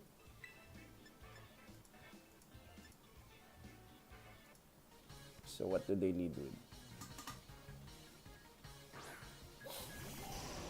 Arcanine, Thunderous. Okay.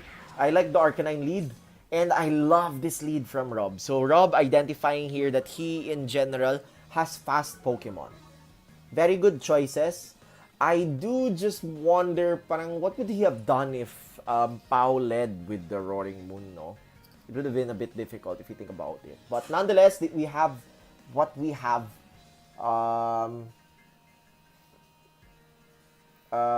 here. So it's Water Urshifu. I think right now, if you're on the side of Pau, you'd be threatened with that Urshifu. Kasi nga, everything is weaker right now. But at the same time, if I were thinking for... Kasi nga, the Intimidate doesn't do anything to that Urshifu because critical hits bypass stat drops. And then the Chen Pao has the damage as the debuff of defense stats through the Sword of Ruin. And that switch out, safe switch out for Pau, if I do say so myself. But it's a very predictable switch out, if you ask me. So I feel bad for that Thunderous right now, which Rob targeted correctly. I don't think that's enough to take it out. That Thunderous has some bulk in it. And I wonder what the Chen Pao goes for here. I don't know if it secures the win. Oh, okay. Icicle Crash does connect. And so Thunderous is out of the game. Very good play for Rob early on. No? I like that Rob identified that that Arcanine is definitely not going to switch around. And even if the Arcanine did stay in, it can only do so much against these two Pokemon of Urshifu and Chen Pao. So again, here now, Pao is down 3 Pokemon. And he sends in the Urshifu Water. Wait a minute! Why is the Urshifu female? Hoy, ano to? Diba Urshifu should be male lang?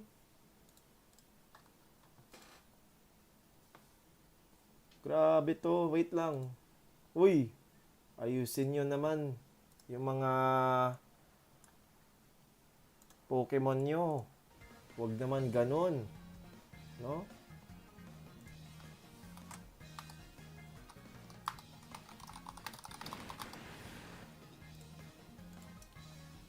Alam ko, puro male lang yan. Dapat. Tisk.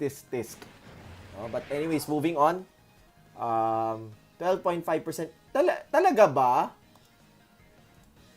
Alam ko, no. 100% yun. 100% yun na male.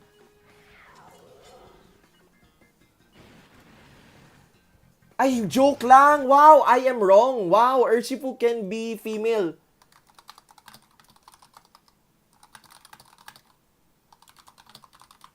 I am so wrong. Correct. I stand corrected. I apologize. I only learned that now na it can be female. I thought it could only be male. Wow, okay. I stand corrected. Okay, that's my bad. That's my bad. It turns ang galing naman nun. Ang rare naman nun, ha. Galing naman ni Pau. So, okay, I stand corrected. Hindi 12.5. Hindi siya 12.5. Yan yung sorry, wait lang. Yan. Hindi daw siya 12.5 actually. It is 11.86 according to Cerebi. So, yeah. Yeah, so okay, I apologize for that. Ang galing for you to reset that. Very rare. That's it's my bad for not doing proper research. Fake news ako, no? Who am I to say that considering that back in XY days I really bred, no, for a Pyroar with hidden power ice, flawless stats, and then male. If you check, it's very unlikely to get a male Pyroar. Tapos hidden power ice pa. So talagang how dare I, 'di ba? How dare I question the hard resolve of breeding or catching soft resetting Pokemon. So okay, apologies out of the way. Oh wow, substitute. Sorry, let's replay that turn. Okay, good tailwind from the Roaring Moon, but I do question this substitute play. Kasi nga you're okay, that's a very passive play if you think about it. Why? The only Pokemon in play right now, if you look at things, are it's a Roaring Moon Urshifu on the side of Pau. It's an Urshifu Chenpao on the side of Rob. So obviously, there's no support Pokemon. There's no control Pokemon. Control Pokemon meaning na it changes the speed of the game. Like I mean, sure, there's Roaring Moon, but Roaring Moon in general is a damage dealer. Eh. So, looking at things here, it's pure damage on the field. And then you set up a Tailwind, and then all you're gonna do is substitute in front of two damage-dealing Pokemon na mabilis rin. Parang it's counterproductive of what you're trying to do here. And then lalo na si Rob, very good for Rob for identifying na sticking in and just attacking outright, as I said correctly. And although it didn't deal too much, sure, maybe that's what Pao was thinking, no, that the surging strikes can't do much kasi nga it's resisted on both sides. But again, you're losing a free turn of possible damage. So ayun, the substitute is safe, good for the Urshifu, but I don't know. But at the same time, you know, now that I think of it, I guess he was predicting that the Urshifu would be left alone. So the substitute would play very well now. So maybe I just saw it as a 63% na parang missed opportunity. But at the same time, 37% chance na it might have been something an angle I could not see, since I don't see the long-term play just yet. No?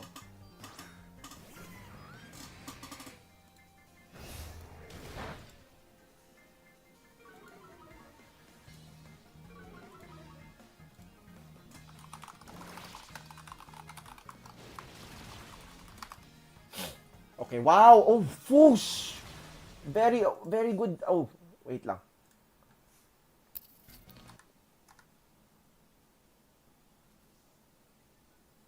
Ay, what happened? Why?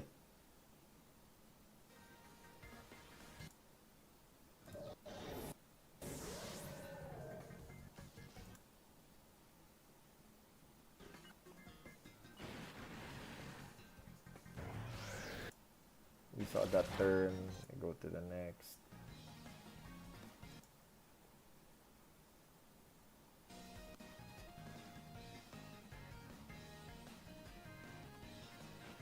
No, he couldn't have gone for the surging. A U-turn because he's locked with Choice Scarf. So he can't do that. He can only use Surging Strike.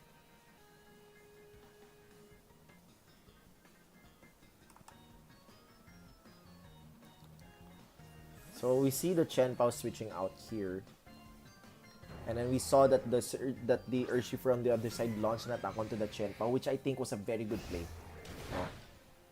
Kasi you know that the Urshifu is locked into Surging Strike, so it's not doing much. You might as well target the other slot. And the Surging Strikes pays off dividends on the side of Pau. So very good job on the side of Pau for seeing that opportunity. No? Very good, very good. That pulls them back into the game.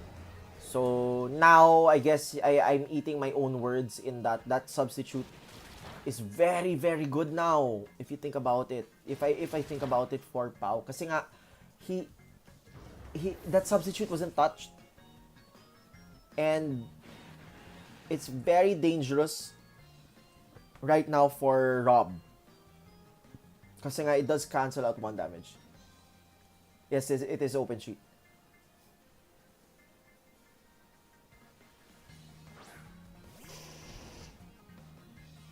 Okay, so we see the Arcanine coming back in against the Dragonite.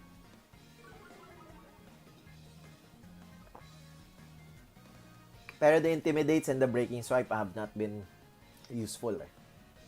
Kasi nga, Urshifu can just keep critting. So, right now, that Arcanine is threatened by the Urshifu. So, we'll have to wait and see for that one.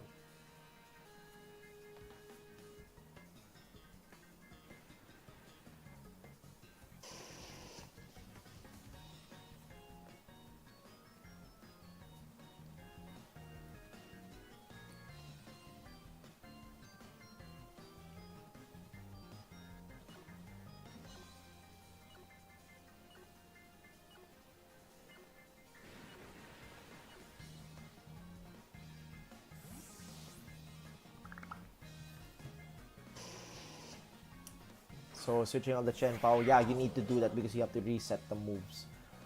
I'm expecting a Terra. Yeah. Arcanine, I'm sure. The question here is, I wonder if Rob predicted that. But siguro if I'm Rob, I wasn't able to see the turn. I probably want to break that substitute first. Kasi nga that Urshifu will really prove a problem. Considering that there's Chen Pao pa. So that Chen Pao's Sword of Ruin, for those that if you don't know, it also helps the opponent in some way.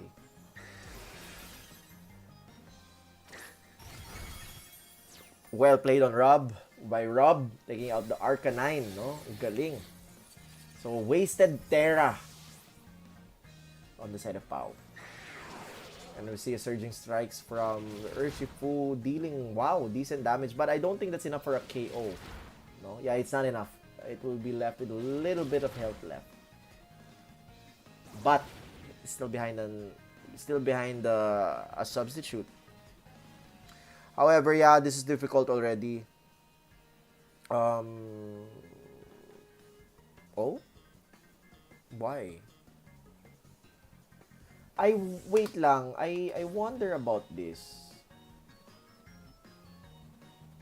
That's a questionable play. If you ask me. That's a questionable play. Why? Because Urshifu will have to take out the Dragonite. Sayang naman yung spot. The left side spot where the Chien-Pao switched out. You could have just gone for straight attack to try and get rid of the substitute. But I know that the extreme speed will take out the substitute, no? Here. So you could have done damage to the Urshifu behind it. Parang delayed response. I don't know. Was he thinking that... I think maybe Rob was over-predicting that he would expect Pao to think that the Dragonite would switch out. And so he would target the other spot instead. And so he switched in the Pokemon, no? Sucker Punch. Walang Sucker Punch. Yung Chien-Pao. It would be better to just Sacred Sword. Because the Urshifu resists Dark naman eh. But yeah, that turn, parang slight misplay on the side of Rob. Parang he should have just attacked with the left side spot. Kasi, either way, if he takes out, like say, kunwari, he takes out the Chien-Pao somehow, no? The Dragonite is still there, and then you don't have your substitute anymore. So, it's still gonna hit you hard. And then you have another Pokemon pa in the back in the Urshifu. So, parang wasted turn for me. Opportunity, rather.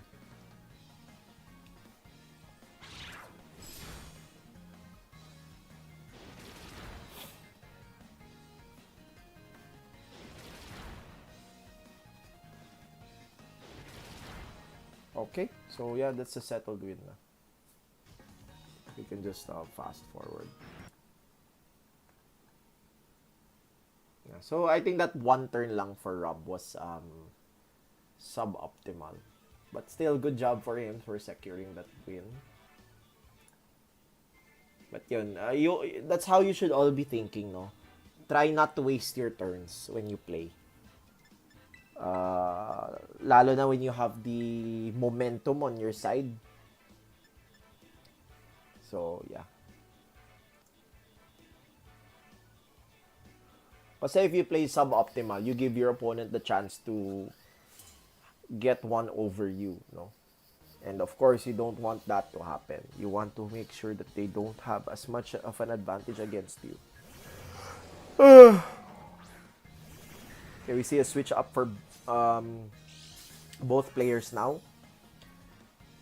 The Urshifu and the Thunderous still being the same leads, but now we see the double dragons on both sides coming out. Right now, I guess if you're on the side of Rob, you'd have to identify that that Roaring Moon is now going to try and set up a tailwind, no? And that would speed things up for Pau much earlier.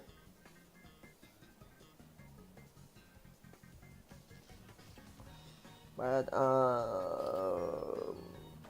if I were Rob here, I would have switched out that Urshifu. I would have switched it out kasi alam ko kaya niyang i-one-shot si Roaring Moon eh. Unless it's very bulky. So, yeah. I would have switched out that Urshifu. Ayun. Kasi nga, Dragonite could have taken out either eh. With the, what's this? Sword of Ruin. Sayang yung opportunity. Oh! Wildbolt misses, well, it missed the, on what the target na it didn't care about. And then paralyzes the Urshifu. But then again, the Urshifu is locked to Aqua Jet. So, wala naman yun.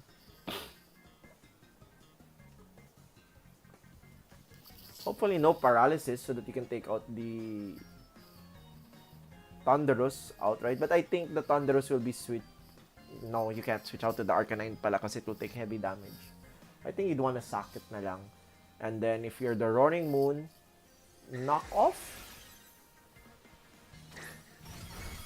So, you know, it's very possible that would have fallen if the Chen Pao came out. For me. Sayang. I think that was a missed opportunity.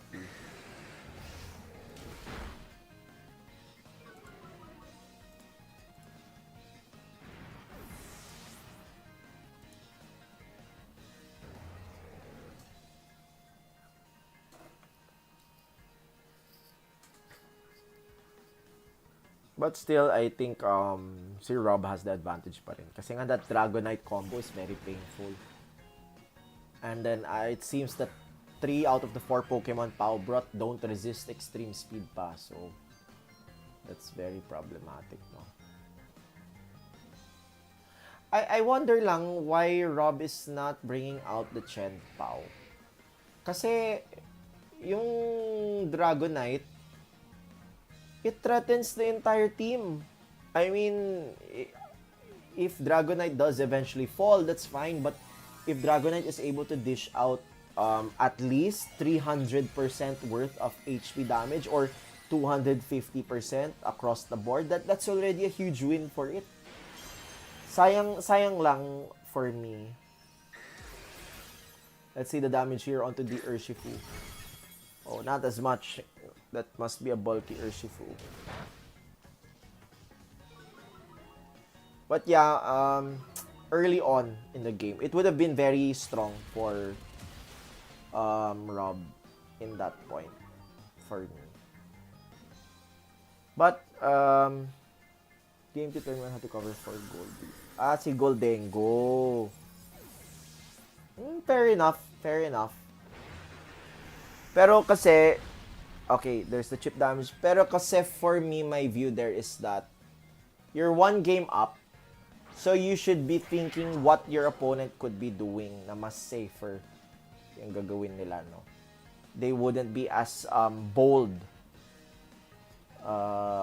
in their plays. So, probably more safe yung plays nila. They will not try to lead those in the back.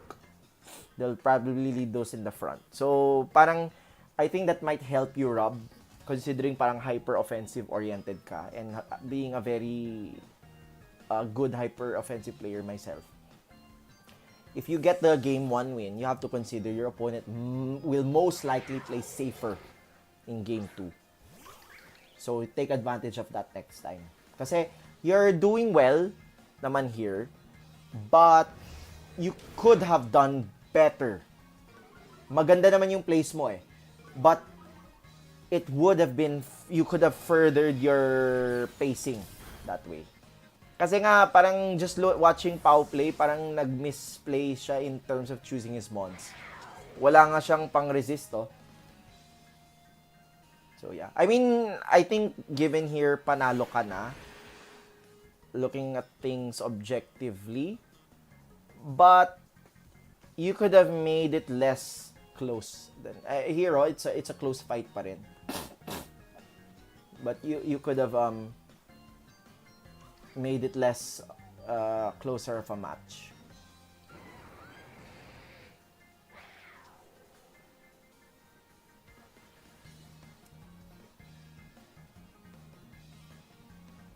So, we learned a few things tonight. One, that Urshifu can be a female. So, I embarrassed myself there. Mali ako dyan. So, apologies to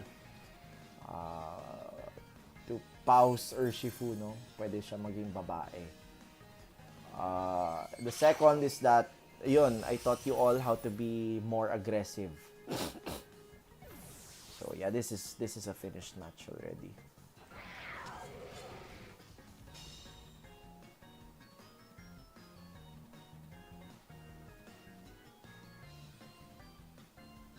So, yun. So, if you guys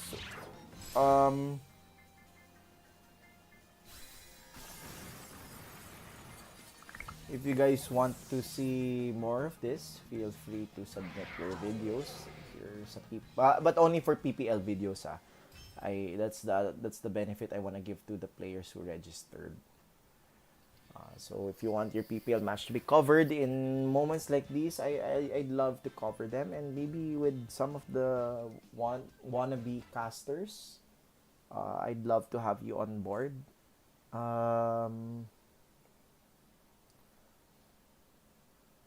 Yeah, yun. It's nice to also learn the perspective of other players, no? Lalo na from a bird's third point of view or bird's eye point of view. So, ayun nga, yun. Exactly, si Rob just said it. So, yun.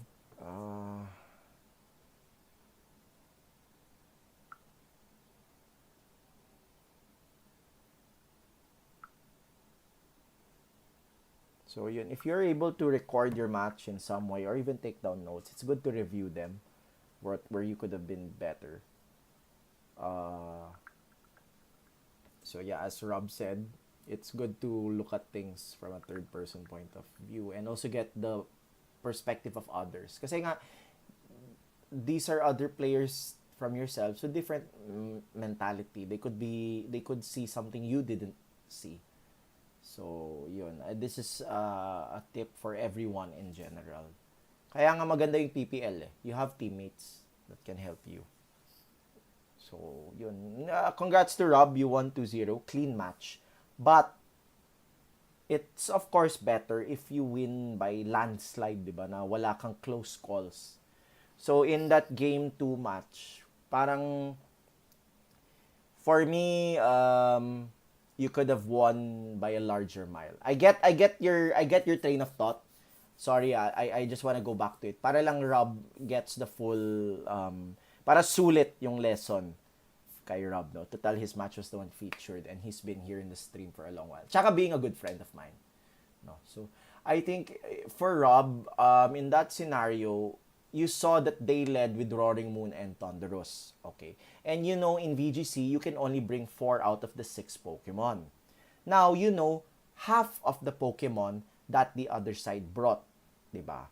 And I just want to see the teams again. just so that it's easier. Ayun, okay. So let's look at it here, ha. You saw in game 2 that the opponent led with Roaring Moon and the Thunderous, 'di ba? And you know that you won in game 1. And the large thing that helped you win in game 1 was because of the extreme speed.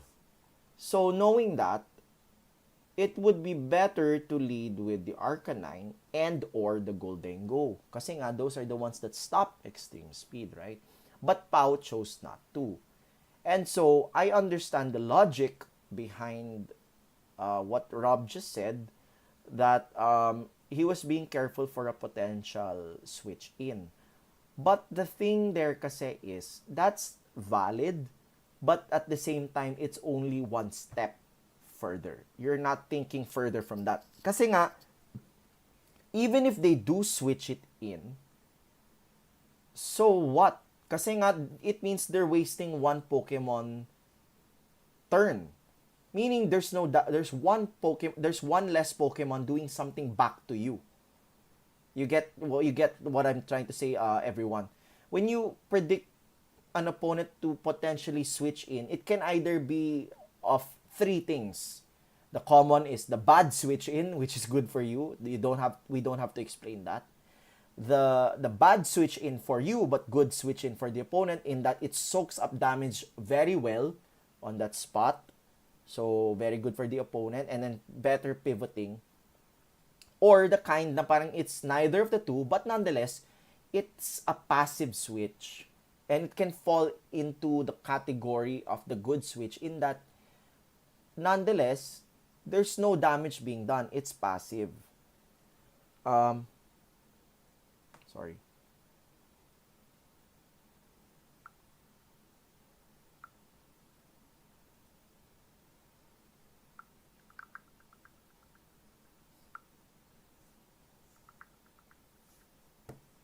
So, yun, that's something to take into consideration, no? Kasi it means that one Pokemon will only be attacking at the same time.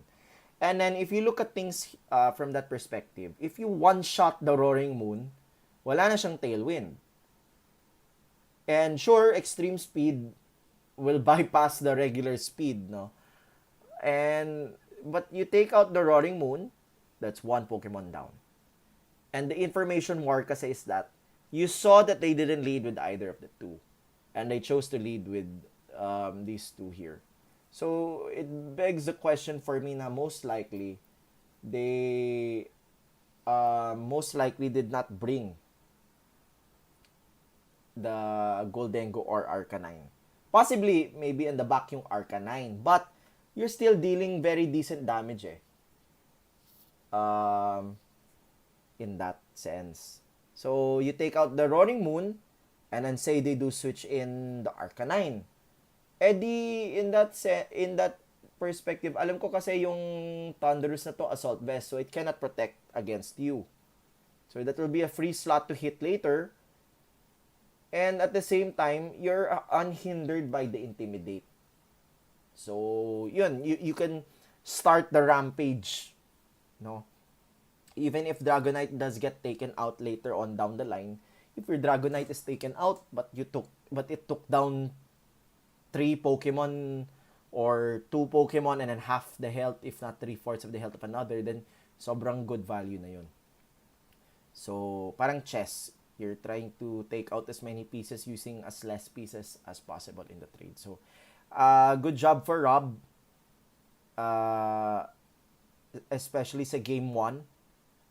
But the game 2, it could have played better. Yun lang sinasabi ko. I mean, he won at the end of the day, so I'm not taking that away from him. But he could have done it better, executed it better. Yes, Terra was committed. Exactly. And the thing is with Terra kasi, there are two things when it comes to Terra. Sorry.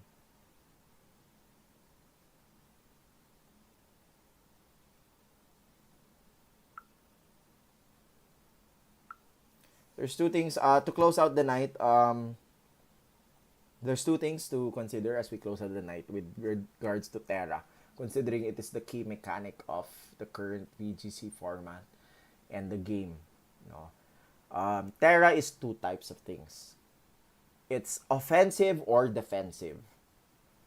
Offensive common is the easiest way to explain, in that you use it so that you deal more damage in some way. It can be in the form of a flexible type advantage through Terra Blast, or to give a stab boost to a type that you originally were not, or to amplify a stab boosted move which you were already boosting anyway. So example would be like for the latter, si Urshifu Water, you want to amplify your surging strikes, edi Terra Water, di ba? Or the heat run of Rob, if I remember correctly, was it had Terra Blast, so you could have access to another type of attack coverage. So yun, that's the offensive. Defensive wise, Terra is used so that you keep a key Pokemon alive for longer by eliminating its common weaknesses or weakness in terms of the coverage that is obvious in VGC. Example would be, say, giving Terra Grass to Heatran para it doesn't get hurt by water or ground, or giving it Terra Fairy so that it doesn't get hurt by fighting. No, so that's the defensive. So with regards to Dragonite, you already committed the Terra for offense naman, and you did not have any reason not to switch it out and as well. So very good play for Rob keeping it in. Tama siya dun. He was correct. But given that mentality, you already know that eh. So you might as well further it, push it further, and then brought out the Chen Pao earlier. Lalo na if you know that it's taking out Pokemon, the Chen Pao would be able to stay in the field or get in easily rather. So yun. So yeah, that sums it up. Thank you for everyone who stuck around this evening. I'll do more of this stuff. I hope you all enjoyed it. Do like and subscribe to this channel, the PPTL channel, the official PPTL YouTube channel. If you want to see more of this, and then we will be uploading more content soon when available. And yeah, I hope you all had a great long weekend. We're back to it, the daily grind, but the holidays are soon approaching, so hopefully we all get another chance for rest and respect. Ang bilis ng panahon, no? The end of the year na. So, yun. So, yeah, thank you for everyone for sticking around. I hope you like this episode. I'll try to do more of this if it is in high demand. So, thank you to everyone. Have a great evening. Good night. See you all when I see you.